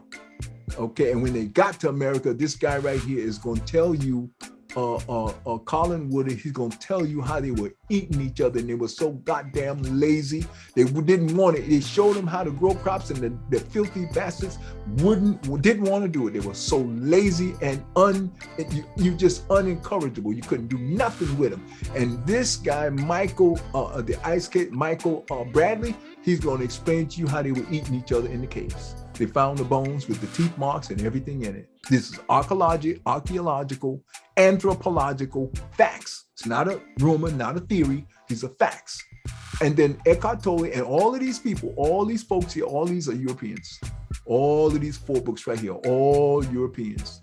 And Eckhart Tolle, this last guy right here, my buddy Eckhart Tolle, who gave me a critical piece of data to help me understand how to get a handle and why and how this human form is a separate entity. I never really understood that until I read his book, The Power of Now. He did a masterful job, just like Philippe Matthews did a masterful job. Baba Matthews, he did a masterful job on showing you exactly how this what do you call it works. Okay, here, Baba Matthews, this is his work, this is his website, the first www.firstfrequency. You go there and you're going to meet Baba Matthews. Okay, Philippe Matthews, brilliant member of the Buck and the Preacher tag team of Baba Kaba Khamenei. This is his counterpart, Baba Philippe Matthews, one of the most brilliant, self-taught tactician, metaphysical tacticianist, okay? One of the most brilliant. I've never seen a system, anything like what Baba Philippe Matthews was putting down. And family, y'all got all of these beautiful, honest, straightforward scholars. I mean, Baba Philippe Matthews, he works from home. He's purely a self-finance person like myself. I got my Social Security because I worked to earn that. I paid into this system. But I don't know if he has any day job where has retired and gotten in. That's his business. But the bottom line, right now he makes his money on that website. So he gonna give you a lot of stuff for free. But somewhere along the line, you're gonna have to support him. He's gonna ask for support. That's how he runs his operation. Okay. And this is his website where you can get in touch with him, and he's going to give you a bevy of self-help and self-financing. Going to teach you how to do online marketing, online work that's going to bring money in so you can be self-sufficient. Okay, that's what Baba Philippe Matthew is going to do. Okay, so I want to get back to this right here. I want to talk to you about this. And this book list was triggered, by this statement by this filthy cave dweller, this blood-sucking vampire, Thomas Jefferson, okay? And he is said all of these filthy things about, which really he's projecting his filth on Africans, because that's what he is. That's what they do. When you go in the caves and you become a filthy mutate like these guys are, this is what you're gonna do. Okay, it's gonna make you this kind of person. All right.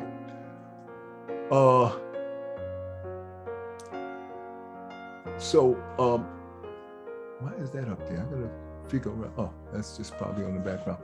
Anyway, so because of what this filthy mutate said, I decided to go on and get onto this book thing with you, to do these book reports. All right. And I was reading in the book here that Baba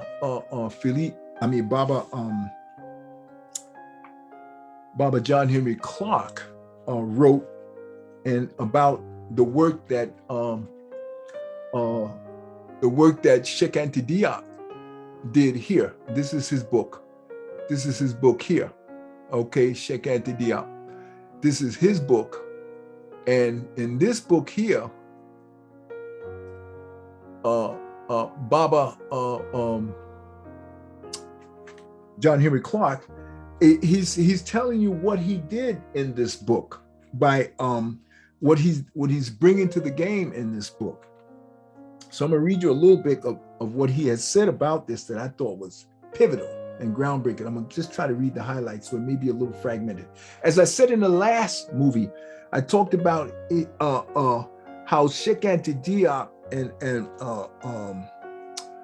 Baba Clarke, what he's talking about here, and I wanted to refresh and go over again to bring your attention to the numbers, the kind of years and decades that they're talking about, centuries that they're talking about of accomplishments by Africans, okay, who brought civilization to the entire world. Because when those filthy things crawled out of the cave 20,000 years ago, they missed out on 100,300 years of human development.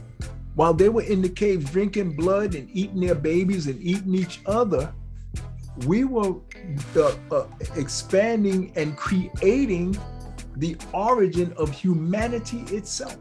They missed out on all of that.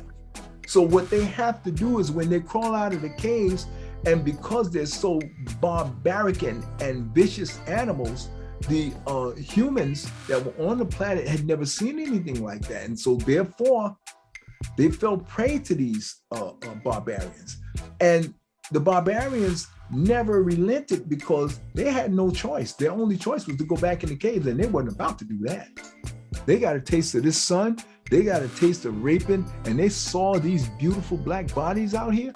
Oh, and they got a chance. They thought about raping something like that. Eating something like that to them was such a delicacy. It's something new. They've never seen anything and been able to eat a human that looked so juicy and tastes so good. That's how twisted their brains were. They had never eaten anything that came from the sun. They had never smelled it. They had never seen it. And the jealousy and resentment that they looked so much more beautiful than they did. It really did a number on their minds, on their brain. Their brains were already jacked up from eating human flesh. Look at mad cow disease and you'll know what I'm talking about. Okay?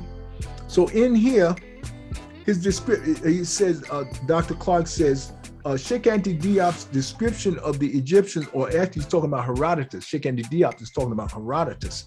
Herodotus said, as I'm Recapping again, Herodotus, his description of the Egyptians were the description of a black people. Okay, Herodotus's visit to Egypt and other parts of Africa between 480 and 425 BC, before the Christian era, before Christianity even existed. It didn't exist. Okay? Christianity has only existed for 2,020 years. It did not exist. The Africans brought civilization to the world over 50,000 years ago. 48,000 years. Take that back. 40,000 years before Christianity was even created or made up. With the myth, the story, the con, the lie was created in the year 2000. That's when the clock started going up instead of backwards. And they used that because at that point it was such a devastating event that this massive lie had started to be pushed by the barbarians that went around eating people and drinking people's blood and terrorizing, and people, the other human beings on the planet were so horrified that it traumatized them into the point where they said, we are going to have to make a marker in time to mark off this time of dehumanization of the world. And the attempts by the rest of the humans on the planet to bring these filthy ghouls back into the human race from where they had descended from for 100,300 years on top of that. And if you know that America barely is 200 years old, that should give you context of how far out of touch these ice cave dwelling barbarians are to this day. The Boogaloo Boys are here now. The Proud Boys are here now. The neo-Nazis are here now. The skinheads are here now. These are the incorrigible dumb brutes that the Europeans, this not them, this is their descendants, okay? The genetic descendants of the filthy ice cave, blood-sucking, cannibal, dumb brutes that were so incorrigible that the Europeans kicked them out of Europe, okay? Kicked them out of Germany, kicked them out of France, kicked them out of England, kicked them out of Spain, kicked them out of Greece, kicked them out of everywhere, got rid of as many of them as possible. And England even started throwing some of the evil bastards down in South America. And I was talking to a cab driver just yesterday, an English guy who was from London. He calls himself a Londoner, my Lyft driver. And I said to him, I said, you have a nice accent. I said you not nice. I said, your accent, when I hear this accent, I never know if it's English or is it Australian. He said, yeah, you could think it's Australian because when they emptied the jails out, he said, was the prisoners. I didn't suggest this to him. He just spontaneously just told me this. See, family, I wasn't looking for this. I was this is just the work I'm doing, and I stumbled on yesterday. And he told me, just spontaneous, oh yeah, the reason why you think Australians sound like Londoners and everything, because when they empty the jails in London, what they do is they send the prisoners there and sick them on the Aboriginal people that were in Australia. He didn't say that, but this validates what I've been telling you, family. This was yesterday, this mutated African said this to me. Nice guy, mutated African. Probably a Trump supporter, because all those people on the other side of the road, they had big Trump flags out there. And when I mentioned Trump, he was very, very quiet. So I know he's a Trumpy. He's old, so that right there makes him Trumpy. I'm surrounded by old people here. They go in the booth and I guarantee you they vote for Trump, you know? So, and he told me, so that validates that they dumped the filth into America, Australia, South America, Hispaniola, everywhere on the planet you find them. They are the descendants of the filthiest, low-down, blood-sucking vampire ghouls and lowlifes of Europe. And that's why Europe had what they call a Renaissance.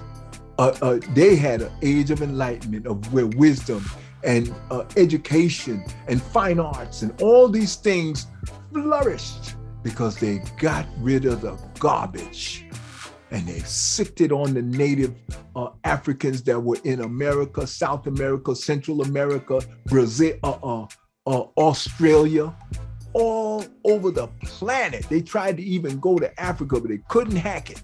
The diseases and things that they came out of the caves, that there was new kinds of diseases in Africa that would eat their asses alive.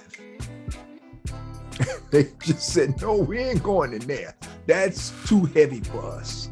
So we're going to put the Bible in there and jack up the minds of all of those African beautiful people that we would love to taste, get a taste of them. But we can't get in because there's so many wild animals in there and all of these different mountains and ranges and viruses and diseases and tsetse flies and things like that. We can't handle that. Even Elon Musk tried to go back to South America, he damn near died because he caught malaria, damn near killed him. Okay? See, the motherland and nature has a way, baby, of making you do the right thing. And if you try to hurt their original people, they got unseen barriers. That is part of the karmic law enforcement agency to make sure you don't get but so far. Okay? That's nature. All right? So he goes on to say, and what I wanted to point out to you is that he talks about other scholars who have done things. And I wanted to read this part to you. He said, if Egypt is a dilemma in Western historiography, it is a created dilemma. So in other words, it's an act of commission. They're committing a crime, okay? They're committing the crime of creating a dilemma. Okay, the Western historians have rested the foundation of what is called Western civilization on the false assumptions, okay? On these false assumptions or claims that the ancient Egyptians were white people. That's the beginning of the lie, okay? And to do this, they had to ignore great masterpieces on Egyptian history written by other white historians who did not support this lie view, okay? He said point of view, and I said lie, okay? Such as Gerald Massey. I had both of Gerald Massey's 2-volume work, and I gave it away because it was so big. I knew I wouldn't be able to read it. And those volumes, now each one of them is about $500 a piece. I didn't know. Okay, when I had to move to come down here and save my mom because she was about to go under with my 2 brothers up here. They just weren't capable of saving her. So I had to move and give up everything that I had up in New York, in the Bronx, okay, and my slice of heaven. So Gerald Massey has a great classic ancient work, and his work, the other neglected works by white writers are political intercourse and trade of the Carthaginians, Ethiopians. So Carthage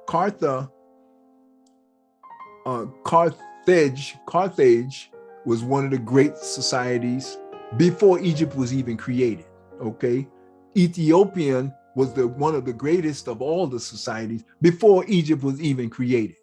Okay, Egyptians, it says trades of the Carthaginians, Ethiopians, Egyptians by A.H. Heron, okay, and ruins of empires by Count Volney. And I remember reading about Count Volney. You're going to read about Count Volney when you read Destruction of Black Civilization and Introduction to African Civilization by John Jackson. You're going to read about Volney. They're gonna cite Volney and they're gonna cite Herodotus, and they're gonna cite all these people that Dr. Clarke is talking about, that Diop is talking about here. Okay, in the first chapter of his book, Dr. Diop refers to the Southern African origins of the people later known as Egyptians. So they didn't become Egyptians until much later. And that word Egypt is not the word. They didn't call it Egypt. They called it Kemet. Okay, so the name Egypt that they're using now, that's modern. They just started doing that in the last 20 years, 15, maybe 30, 40 years or so. They start calling it Egypt. Maybe longer than that, but don't matter. It's a lie from the time it started. They're using the word Egypt. It's a goddamn lie. The name of the country is Kemet. That's what it was, and that's what it'll always be. I don't care how long they try to repeat this lie. We're not going to accept it. Kemet is what the name of the people who created it, that's what they called it. Okay, now here he is on sound ground. Here he's on sound ground. Dr. Clarke is talking about Diop. Okay, and he says because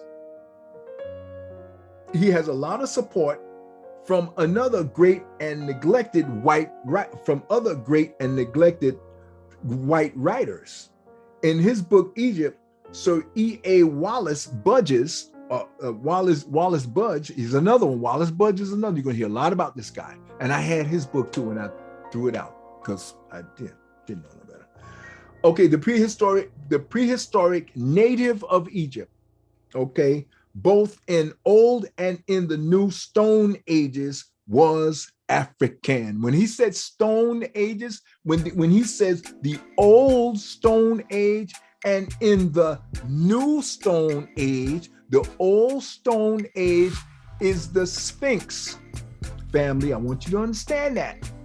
The Sphinx is old Stone Age. The pyramids are new Stone Age. They've been created by two totally different groups of people. See, you're only going to know that by reading the history of anthropological and archaeological findings. Your archaeological is pottery, sculptures, they're doing digs and they're finding. Anthropologic is the study of the humans and the development of the human forms and who did what when. Okay, that's anthropology. Okay, there are many things in the manners and custom and religions of the historic Egyptians that suggest that the original home of their prehistoric ancestors was in a country in the neighborhood of Uganda and Punt, P-U-N-T. Okay. Some historians believe that the biblical land of Punt was in the area known as on modern maps as Somalia. But when I read, well, they all do this. They have to do it because that's the original story. Somalia, Ethiopia, what's the other place?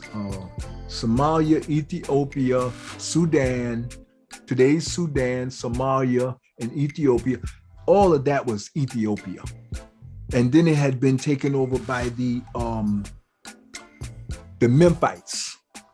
Okay, and as he talked about here, the original people of the original Stone Age were the Carthaginians.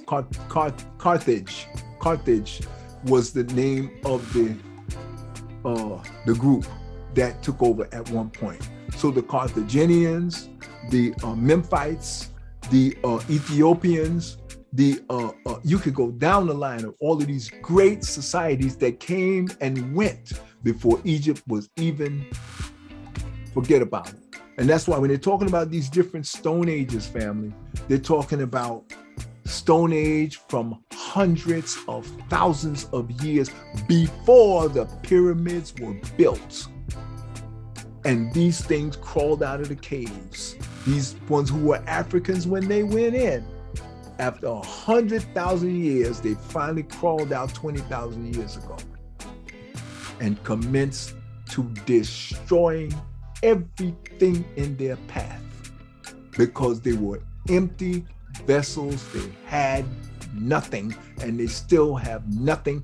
And that's why in their DNA, they are trying to steal, rob, and take any rape and murder and assassinate anything they can get their hands on because it's in their DNA. You can't help it. It's going to take another 100,000 years to get that out of them.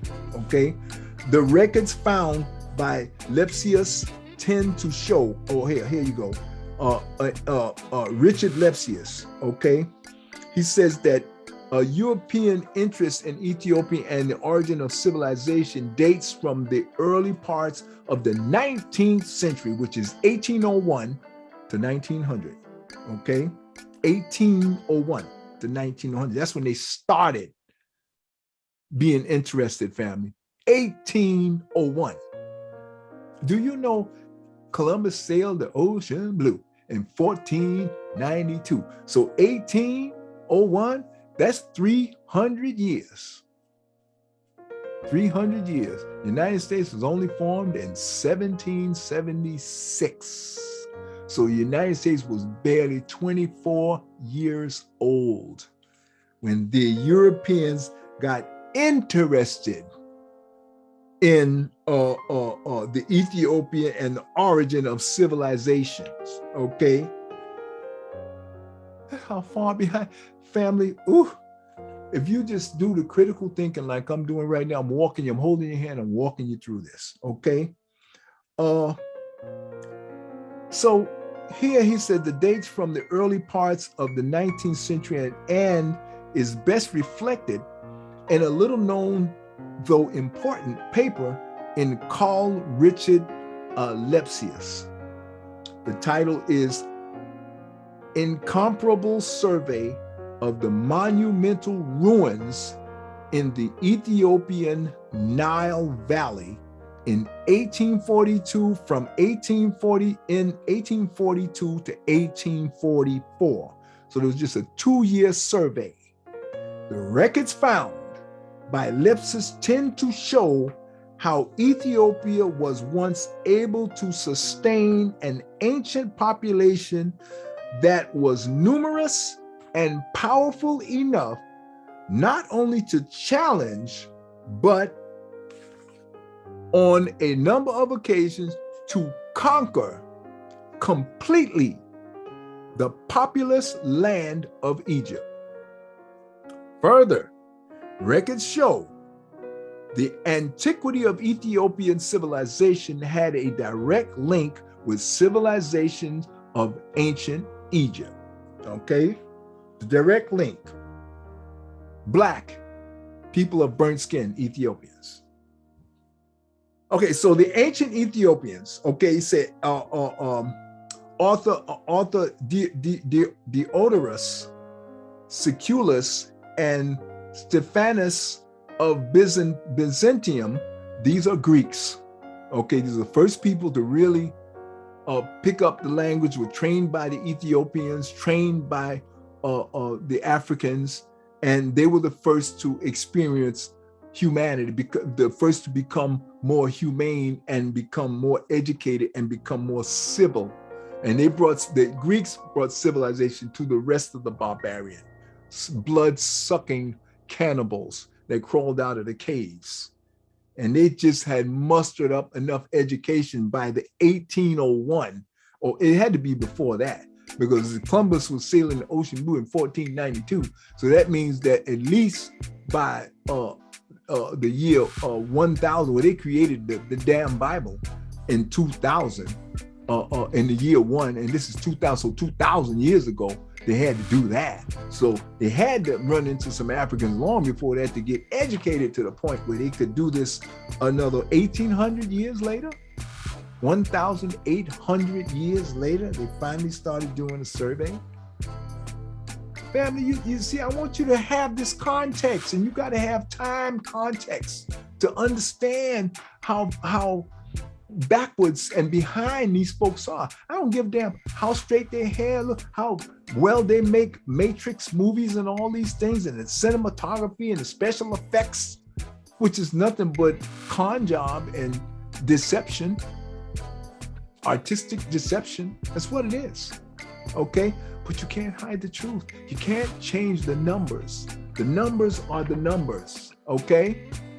And here he says, the ancient Ethiopians, or at any, he said Diodorus and Stephanus Byzantium had to say on, what they had to say on the matter were exponents of the view that the ancient Ethiopians, or at any rate, the Black people of remote antiquity, were the earliest of all civilized people, and that the first civilized inhabitants of ancient Egypt were members of what is referred to as the Black race, who entered the country, Egypt's lands, Kemet, as immigrants.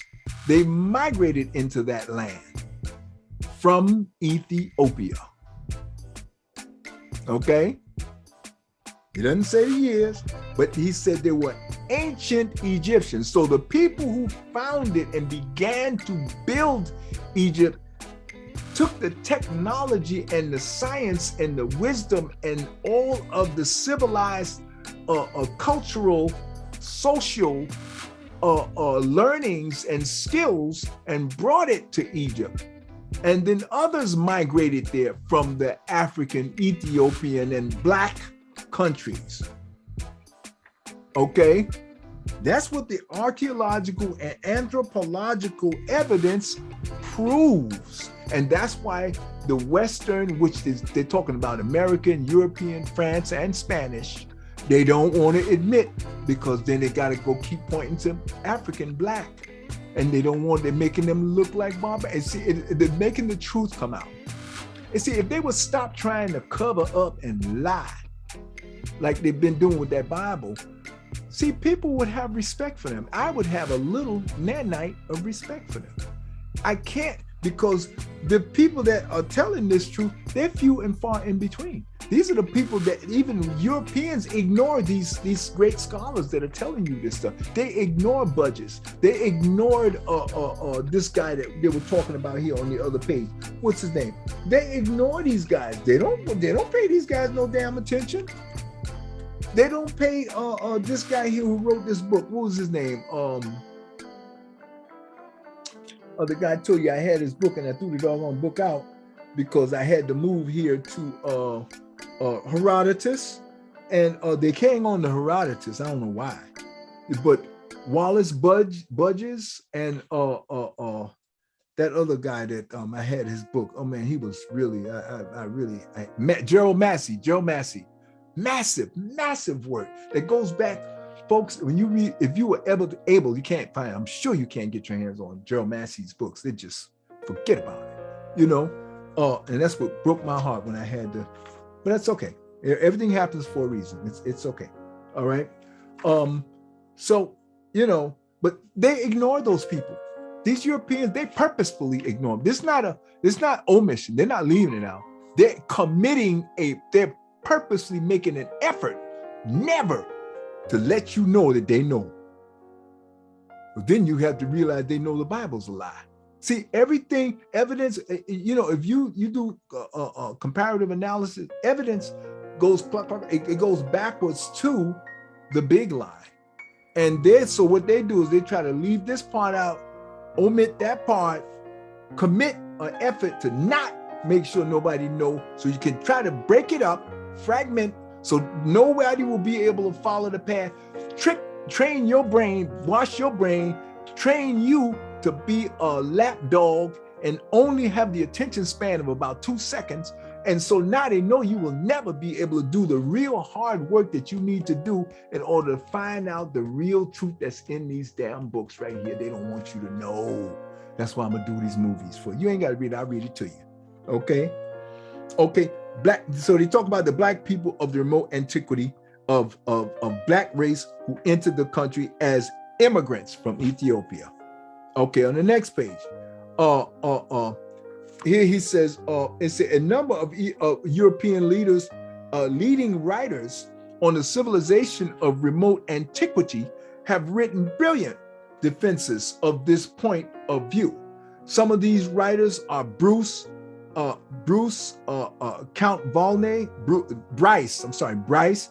Volney, Fabre, De Oliver, and Heron.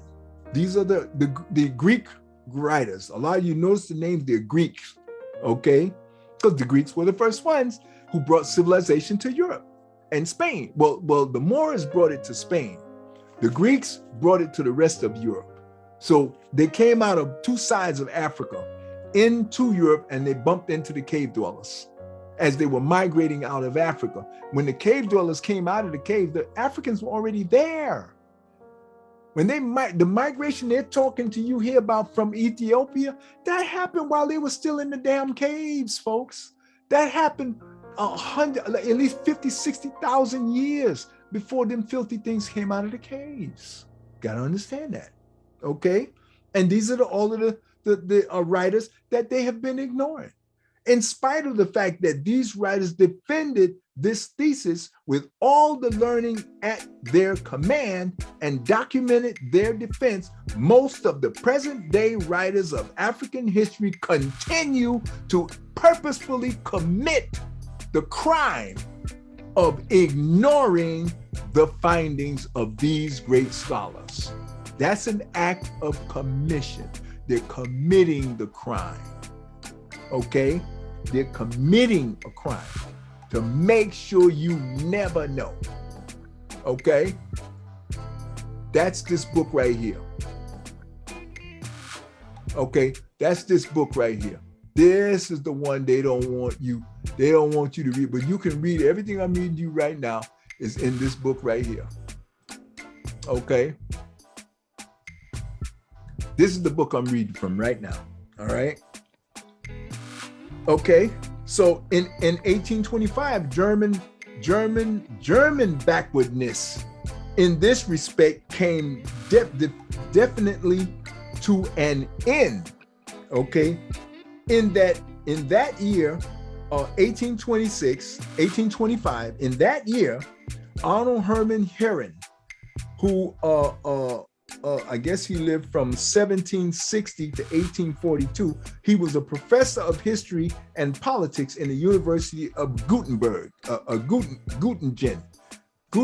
which is German, and one of the ablest of the early exponents of the economic interpretation of history, published in the fourth and revised edition of his great work, Eden über die Politik, okay? And this is all German words, and I'm not gonna waste your time with all of that, which is a lengthy essay on the history, culture, and commerce of the ancient Ethiopians. Now they're gonna tell you something that is pivotal, okay? Listen to this. He said the writers in the conclusion, contemporary writers in the conclusion that it was among these ancient black people of Africa and Asia. So that means they left out of Africa, they went into Saudi Arabia, they went into China, Cambodia, India, all them places. That's Asia, okay? And Asia. And here's how they did it. The international trade, this is the point I want you to get, family. The international trade was first developed, and it was that migratory international trade that spurred the spreading of civilization throughout all of Europe. It was because of trade. They were taking the resources of Africa and giving it to the people who did not have it. Okay? And in that process, okay? And in that process,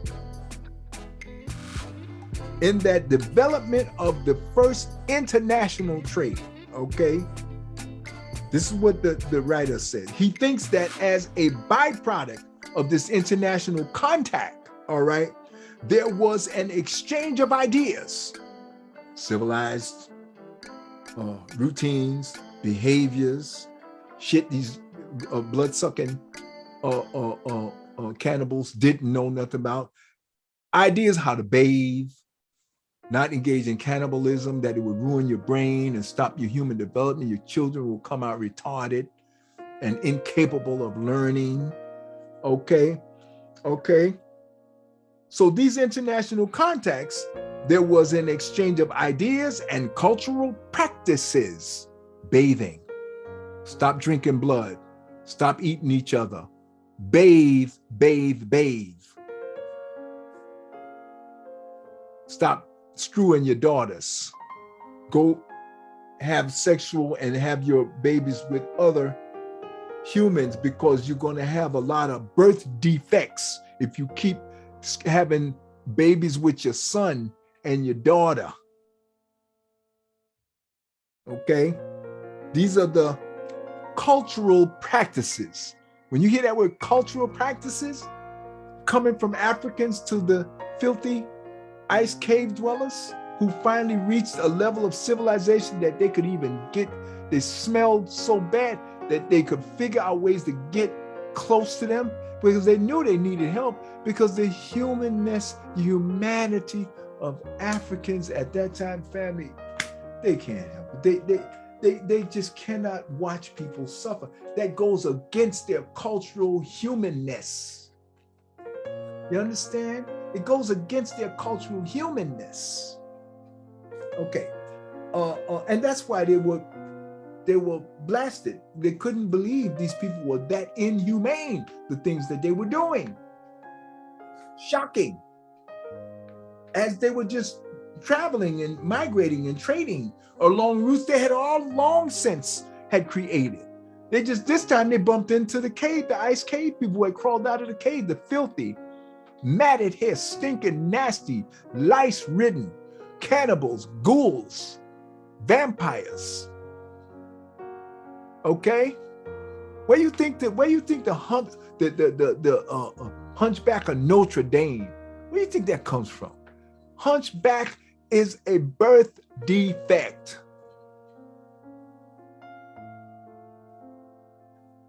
Just one of the hundreds of them. And that's why there were so many jacked up. They didn't sick them on the Native Americans, sick them on the Australians, sick them all on the Native people all throughout the Caribbean, all over the world, just to get them out of their country so they can finally get up off their knees. Cannibals, blood-sucking vampires and stuff. That's what, look at the movie Van Helsing. That's what it was all about. He was hunting down the mutates, the really, really bad ones. That was his job, to hunt them down and kill them. They were trying to purify their race. That's why they had the eugenics projects still here in America. They're trying to clean that shit out of their DNA. And they still got the Boogaloo boys and these goddamn Proud Boys and these troglodytes and them filthy things they got in the Confederate GOP party right now. Look at that Marjorie Greene. There's something wrong with that woman. Look at her face, look at her hair. There's something wrong with her. That other one, what's her name, Bobert or whatever, you can look at her and see that pointy chin moron, I forget what his name is, that idiot they have in, you could just look at those mutated Africans in the Confederate GOP party and you could see there's something wrong with them folks. I'm sorry. Those are the barbarians. Those are the Anglo-Saxon. Those are the devs. The word devil, that comes from the Devs, who was another tribe of the barbarians. The Anglo-Saxons were the barbarians. Okay, the Hyksos are the Egyptian, the pink people who came out of the caves and mated with the Africans, and a lot of them, they became what you call these what do you call them things? Arabs. That's just the word.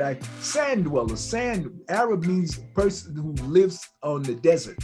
Desert dwellers, nomads. Okay, a lot of them use the term Hebrews, and some of them call themselves Jews. And the people that are Jews now, these are Greeks.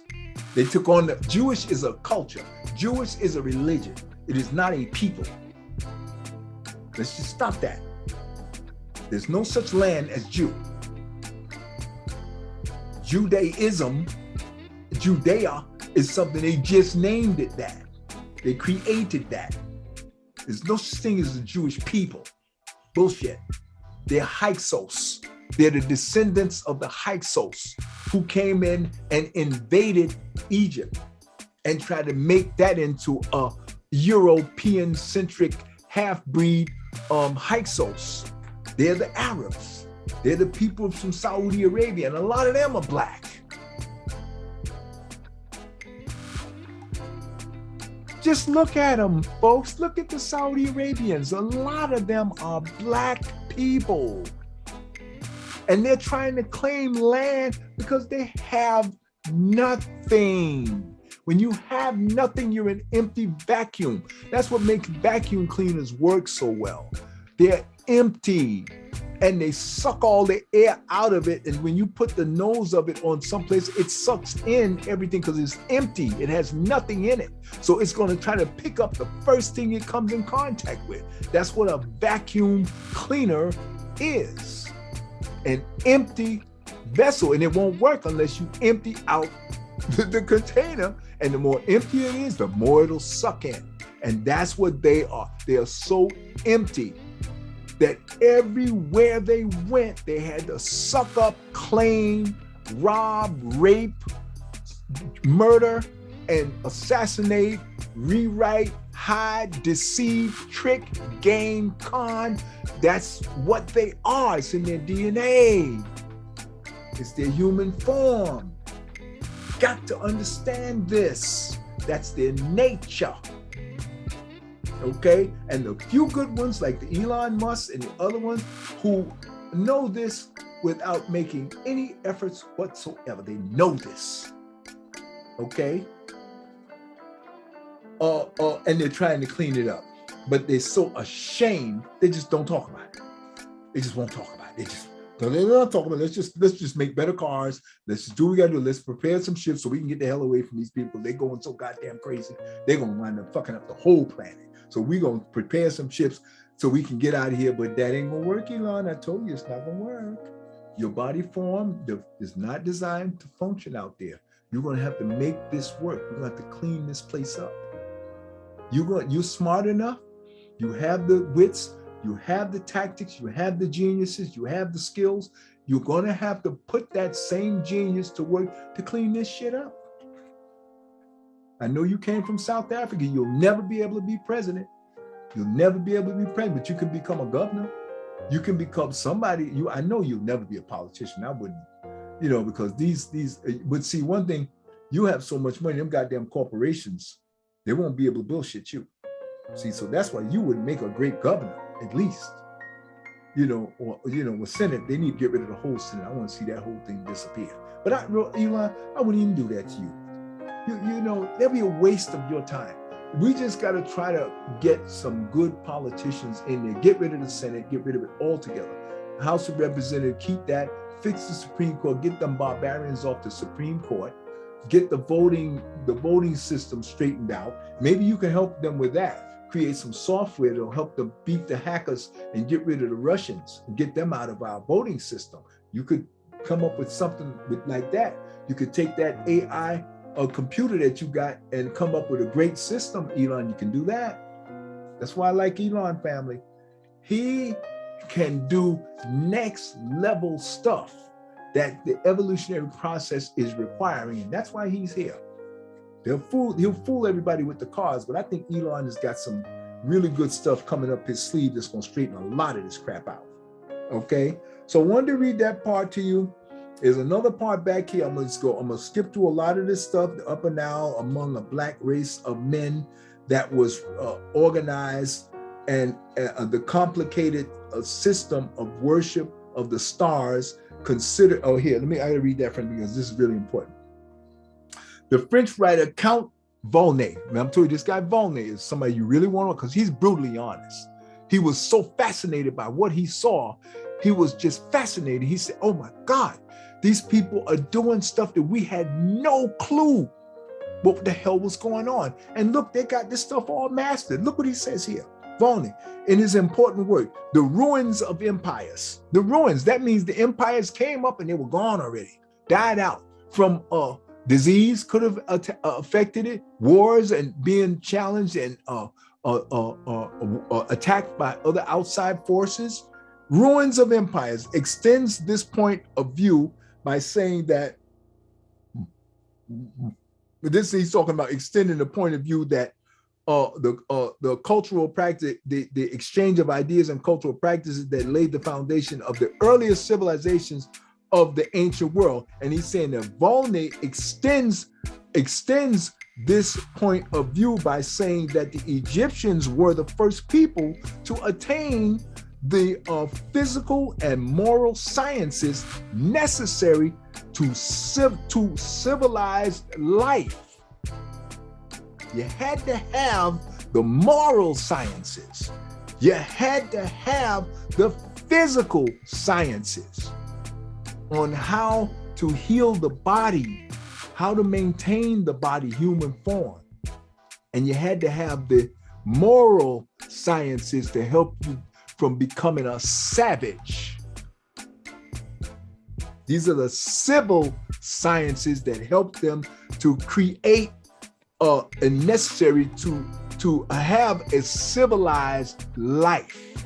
Okay, and again, this data is amongst the ruins in the book which was the ruins. This is stuff that has already been created and gone already. This is what folks. This is why they didn't want black people to read. They don't want you to think critically. They don't want you to get in here and break this stuff down. They don't want you to do that because you're gonna wake up. You're gonna throw that Bible in the garbage. You're gonna cut that damn TV off, and you can say there's more exciting data here, right here. Once I learn to train my mind to have the patience to focus. See, that's what you got to be, and that's what they got that TV. Make sure you never focus.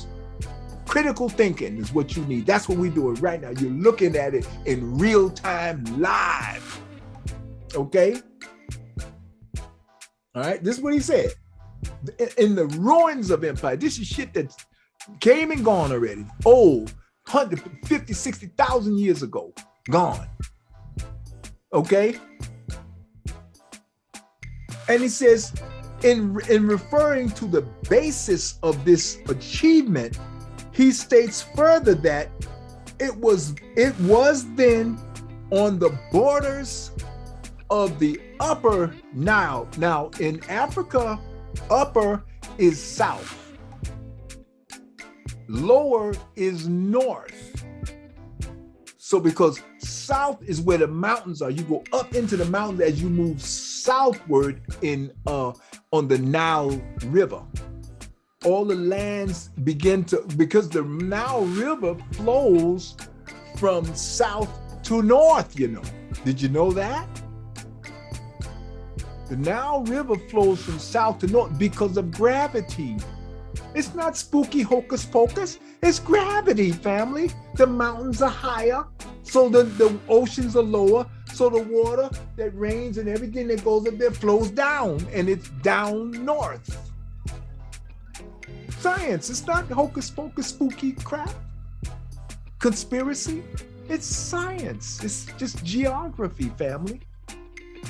They don't want you to think critically, because thinking critically, you're gonna get rid of the hocus pocus and the spooky conspiracy and all of this BS. Okay, Upper Nile, which is south, among a black race of men. because that's where everybody used to live, in the upper mountainous areas of Africa, because it was high ground. Hard to attack people in the high ground. You can attack them easy if they're in the low ground. That's why they survived longer than everybody else. They were in the high ground, not the caves, high ground, plateaus. Okay? Don't get it twisted. These were the people who mastered stonework. Okay? Critical thinking, detail. Okay. Okay? And he goes on to say, these are people that came from the upper Nile, among a black race of men that was organized. That's a typo. That had organized the complicated system of worship of the stars. Now, what they call worship of the stars, we call astronomy. See, they won't say worship, they try to make them some idolaters. They worshiping some damn worshiping stars. That's called studying stars for Africans. The Europeans are somebody who, that's what they say. This guy, this is a European guy writing this, worship of the stars. The Africans called it studying of the stars. And back then, the stars were a hell of a lot closer to the planet than they are now. Because remember, the universe is still expanding. So in 10,000, 20,000, 30,000, 50,000, 60,000, 80, 100,000 years, planets will be much further away. Star systems will be much harder to see. You'll need telescopes and satellites to see them. Whereas before, the Dogons, 100,000, 200,000 years ago, the stars are right there. That's how they knew about them. Critical thinking skills, family. That's what you need.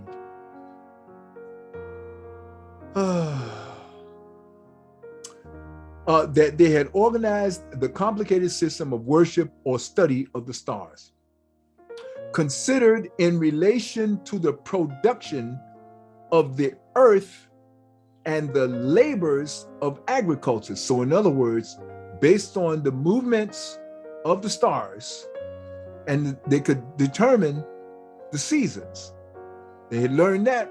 That's why they built the pyramids, because they could tell where the earth was in relation to the sun, so they knew where there was the right time to plant the crops. It wasn't because they goddamn were workers worshiping some star god. That shit they made up. And even a lot of African Americans right here in America still perpetuating that damn bullshit. But they didn't know, they don't know. So they start making shit up. That's why they wouldn't let us read for 300-400 years. And the first worship characterized by their adoration under their own forms and national attributes was a simple proceeding of the human mind. They were learning. Over a generation ago, African-American historians such as Carter G. Woodson, W.E.B. Du Bois, Willis Huggins, the Huggins brothers, okay, J.A. Rogers, who wrote the book Introduction to African Civilization, and Charles Seaford, read the works of these radical writer historians and began to expand on their findings. The tradition continued,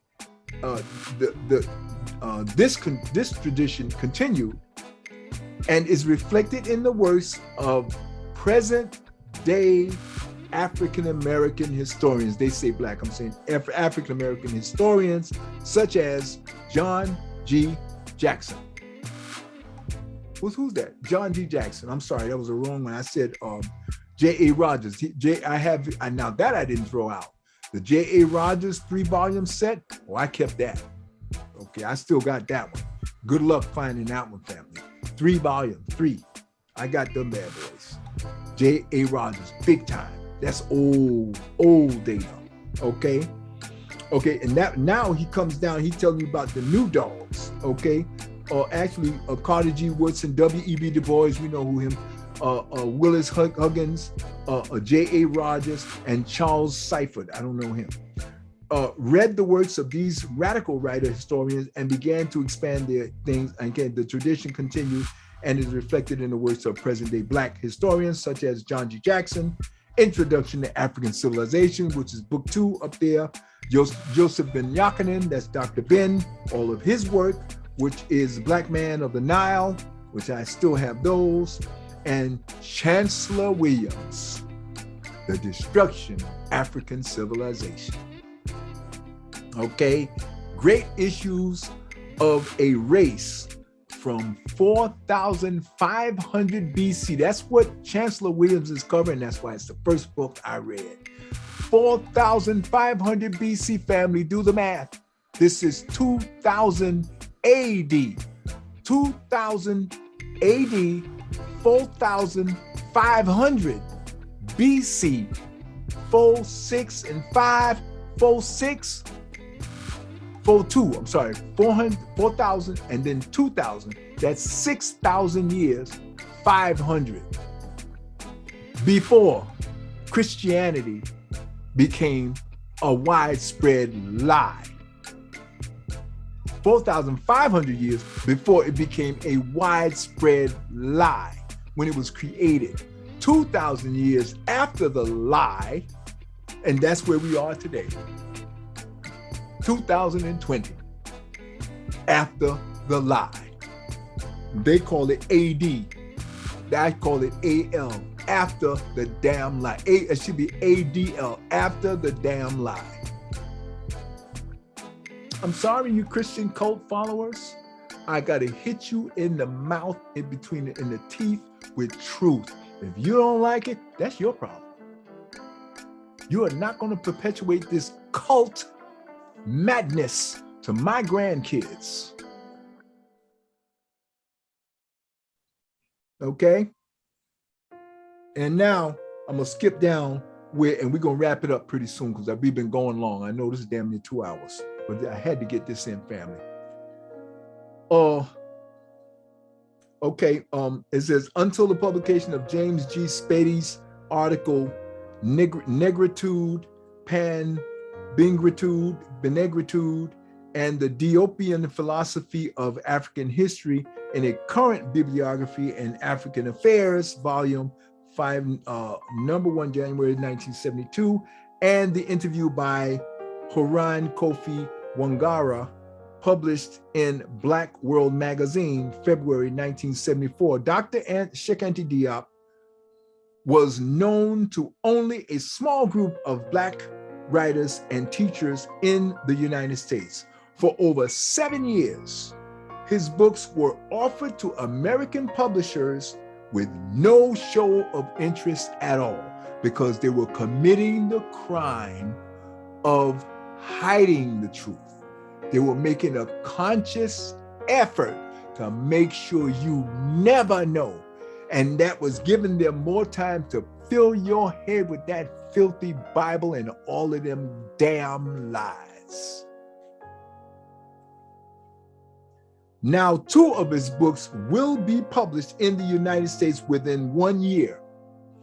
The Third World Press in Chicago, a Black company, okay, is going to do it. All right, preparing to publish his book, The Cultural Unity of Negro Africa. See, he's still, even Cheikh Diop still calling people Negroes. See, that's how jacked up. It's hard, family, it's hard, it's hard. I'm sorry, it's hard. You got 400, 500, 2,000 years of barbaric vampire ghouls and liars and deceit and murderers and what do you call it, widespread, or what do you call it when you wipe out a whole group of people? What a genocide, genocidal, psychopathic, mentally ill, barbarian brutes running around the planet for over 2,000 years, crawling out the caves, vampires, ghouls, cannibals, filthy, nasty things, didn't even bathe for 2,000 years after they got out, still wearing wigs because their heads full of lice and ticks. Stupid ass Africans still wearing the damn wigs on their head because they're so stupid. Lost their culture, lost their way. And when in the first beginning, you got to remember, there were no telephones, there was no communication system like we have now. But they had that printing press. They got that printing press and started printing them books out and sending that shit into Africa, and it jacked those Africans up, and it's still jacked up right now. But that's coming to an end. Okay? All of his books were originally published by the Présence Africaine, the Paris-based publication arm of the International Society of African Culture. That's European. Okay? So here let me read this piece to you. Egyptology developed in concurrence with the development of the slave trade. So Egyptology and the study of Egypt didn't even exist until the slave trade started in 1492 when Columbus sailed the ocean blue. 1,400 years after them filthy things crawled out of the caves and screwed up all the cultures, and everywhere they went, there were such viruses, such disruptive, filthy things that they just destroyed every semblance of culture and humanity and civilization everywhere they went. So destructive, okay? And so when slavery was created, the Bible had to be put in place, that filthy book, okay? And the European robbing and stealing and intellectual prophesying was widespread. The Africans made a mistake and taught them how to navigate the seas, and them filthy things started spreading all over the place like a virus. Okay, and the reason they did it, because they didn't have a damn thing. And so they had to steal and rob and murder, rape, eat people, suck their blood, terrorize them because they'd never seen anybody do anything like that. Filthy. And Egyptology developed in concurrence with the development of the slave trade and colonization. In other words, the appropriation of other people's lands and declaring it yours. Why? Because you had the gun and you did it because you could. What they gonna do about it? If you didn't kill us, then we're gonna come in and rape your women, eat your ass, and take your land and claim it's ours and wipe out your history like you never existed. And they're still doing it today. And the way those that they couldn't outright kill, they brainwashed them with that goddamn Bible. And that's why I am vociferous and animated and passionate and enthusiastic about throwing that goddamn Bible in the garbage where it belongs, where it came from. That's where it came from. So we're just gonna put it right back where it came from. Okay? It was during this period that Egypt was literally taken out of Africa academically and made an extension of Europe through Saudi. That they made Saudi Arabia was Africa. They decided to take it out of that, and they're gonna make it part of Saudi Arabia now. They're gonna make Saudi Arabia part of Europe now. They're gonna confiscate that, and they're gonna educate everybody that now Saudi Arabia is no longer in Africa. It's now, we ain't gonna call it Africa. We're gonna call it part of Europe. We're gonna call it Saudi Arabia. The Hyksos, we're gonna give it to the Hyksos. It's not African. Even though the African people murdered and slaughtered everybody that was in there, except the ones that we had babies with. Now all of us look like Africans. Go to Saudi Arabia. Go see. Go to Egypt. See how many of them black people are still there. See, you can do whatever you want, but you can't hide. And they know you're not gonna go there. They know you're not gonna go there. And when you do go there, they're gonna show you all the Hyksos, the pink ones that made it with the Africans, and they got a little brown color to them. but those are the European, the Greeks that came in. They call them Hyksos. Okay. It was during this period that Egypt was literally taken out of Africa academically and made an extension of Europe.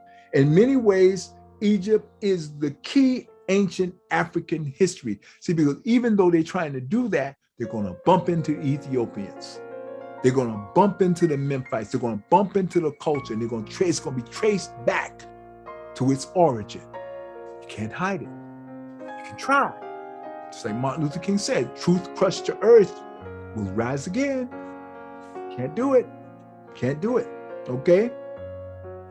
African history is out of kilter until ancient Egypt is looked upon as a distinct African nation. And you start that by stop calling it Egypt and call it Kemet. That's what they should be calling it. Even African. This is Dr. John H Clarke, and he's still calling Egypt instead of Kemet. He's still calling Kemet Egypt. Okay, it's gonna take a long time to clean this shit up. They have been pushing this filthy crap and garbage for hundreds and now thousands of years. Okay, the Nile River played a major role in the relationship to Egypt or Kemet to the nations in southeastern Africa. During the early history of Africa, the Nile was the great cultural highway on which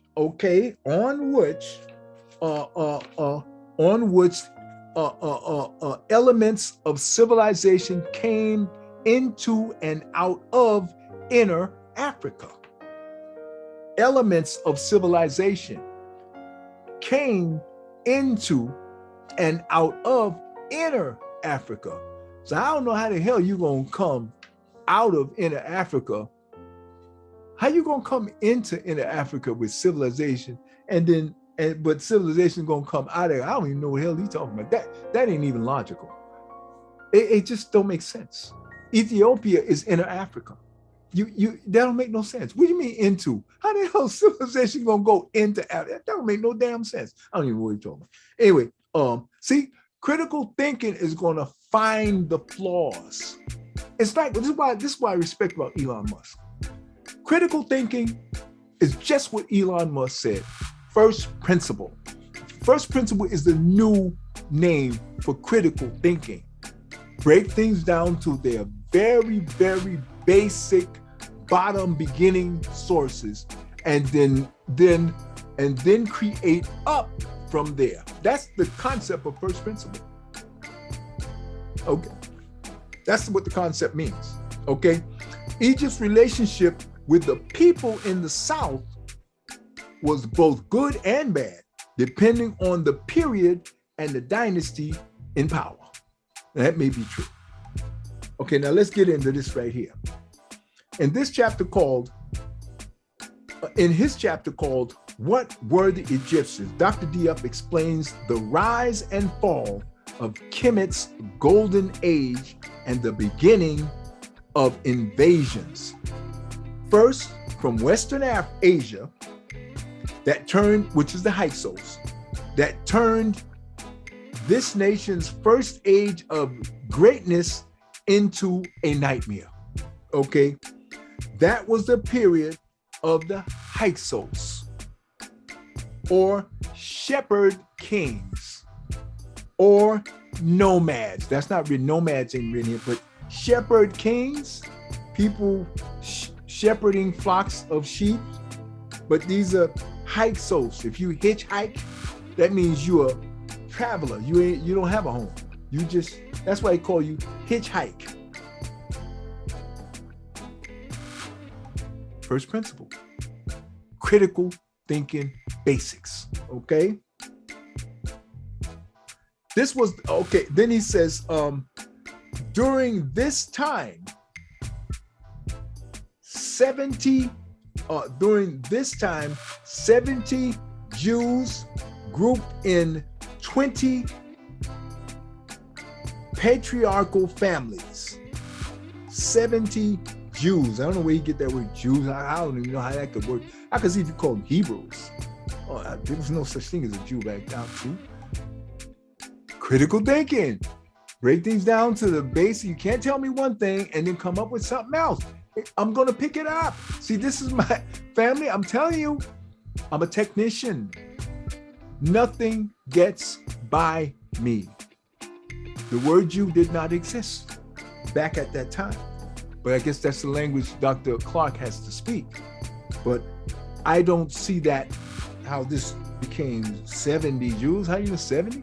Well, anyway, that's what he said. Diop explains the rise and fall of, and Diop is saying this, not Clarke. Jews, he said, the word, grouped in 20 patriarch, that's man-led, patrial, not matrial, patrial. That means man-led families. The names follow the man who don't have no babies. So I mean, that goes against African tradition right there. See? Even the Puerto Ricans keep their mama's name. God damn. Oh. Anyway, because in Puerto Rico, they're picking up from the native Puerto Ricans who were already there, African. The Spanish came in and saw the Taino black Africans, and they called them Taino. Or they called themselves Tainos. And the Spanish raped them and created what we call now these pink-looking straight hairs on Puerto Ricans. They are Spanish. They're not native Puerto Ricans. They are Spaniards, the descendants of Spaniards. And that's why they get along so well with African Americans here in the Bronx and everywhere where we are. They feel closer to us because their DNA is Taino. The drums that they play, the music, the merengue, and the dance and the maracas, African. Rhythm, African. Taino, African, who migrated there on the boats from Africa to the Caribbean. Critical thinking, first principles, will cut through all the garbage. No matter, even when you read it here, you're gonna see it, okay? During this time, 70 Jews grouped in 12 patriarchal families, nomads, without industry or culture, entered Egypt. These Jews left Egypt 400 years later, 600,000 strong. 400 years later. Now, America is how old? 250 years? Hell, these Hebrews stayed in Egypt for 400 years. 100 years. We got to do another 150 years just to get close to when they finally left. And you better believe, when they came into Egypt, I don't give a damn what color they were. When they came in, baby, when they left that sucker, they were black. Believe that. And that's why Hitler didn't want nothing to do. He hear the word Jew, Hebrew, he has a fit because he knows they're African. All the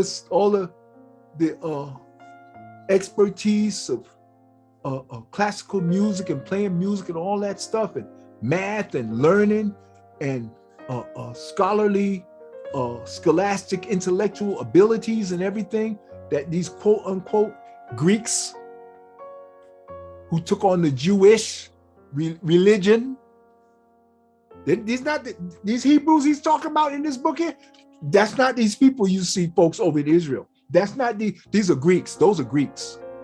The pink people that took on the religion in Germany, those were Polish. German picked up the religion, the culture of Judaism, Kabbalah, all that stuff. Listen to the word Kabbalah. That's not a European word. That's African, family.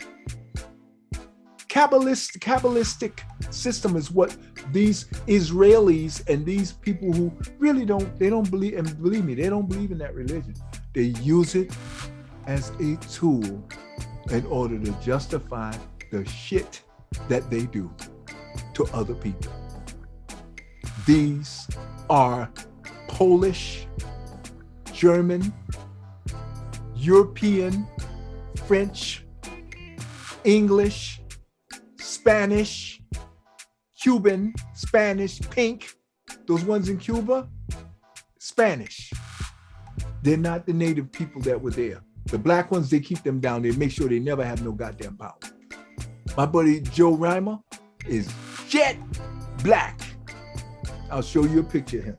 Jet black, smartest man I ever knew when it comes to mechanics. He ain't so good when it comes to politics and history. He's not too good with that. But he's a phenomenal mechanic. Phenomenal, okay? So they left 600,000 strong after acquiring from the African people all of the elements of their future religion, tradition, and culture, including monotheism, the one God concept. Whosoever the Jews were when they entered Africa, and I read this, I forgot about this part. When they left 400 years later, they were ethnically, culturally, and religiously an African people. That's not the people in Israel. What he's talking about, family, here, these are the Sephardics. Look up the word Sephardic Jews. The people in Israel came here to Africa and picked up a couple of 100,000 Sephardic black African who are Hebrews. They call themselves Jews, not these brothers in Africa. They are Hebrews. You got to know your history, fam, so you can't be bamboozled. I know all this stuff from way back. I'm just regurgitating it to you now because it's all coming back just from reading this little book here. 25 pages, family. And look how much time we have covered. We got a lot of catching up to do, black folks. We got a lot of catching up to do. And we ain't got time to be watching no damn TV and reading no stupid ass Bible. Okay, I'm gonna say this again. This shit is heavy. Whosoever the Jews were when they entered Africa, when they left, and if them recessive genes from them doggone pink, cave-dwelling, blood-sucking cannibals, recessive, the moment they come in mate with one of these goddamn pure Africans, that baby is gonna be pure black African. And they were called the Sephardic Hebrews. They call them Jews. They don't call themselves no damn Jews. They call themselves Hebrew. And they don't even know what language these damn people speak. They have to learn the language because they don't even know who the hell these people are. And they want to know why they want us to move over there. We don't know who these people are. Okay, we'll go. See, the humanity of African people, they don't give a damn. This is what gets them in trouble. This is that right side brain activity. They just laid back and they just there. Because they have everything. When you have everything, you don't give a damn about nothing. See? And that's why nature will create a problem to make you change. And that's these Hyksos. That's these cave-dwelling, blood-sucking, cannibal-eating, people-eating, human-eating, filthy, flea lice laced filthy things that these Sephardic Hebrews had pity on, and they were so different, they were fascinated by them. But then they smelled them and they said, oh, they eat people. Stop that. We can't, no, you can't do it. You won't come in, you can't do that. Now stop that shit. You know? And they had taught them what they were doing.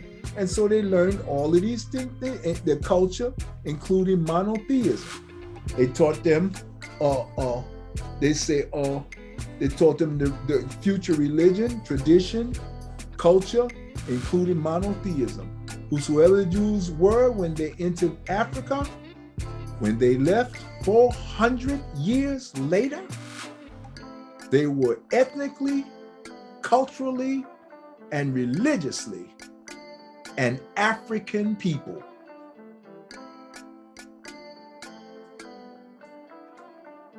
Okay? They might have called themselves, we don't know if they called themselves Jews. I doubt that very seriously. I doubt that very seriously. And I doubt it's even the fact that they came in and left 600,000 strong. Something about that's not working for me. I'll figure it out. I don't know what it is, but alarms are going off. Okay?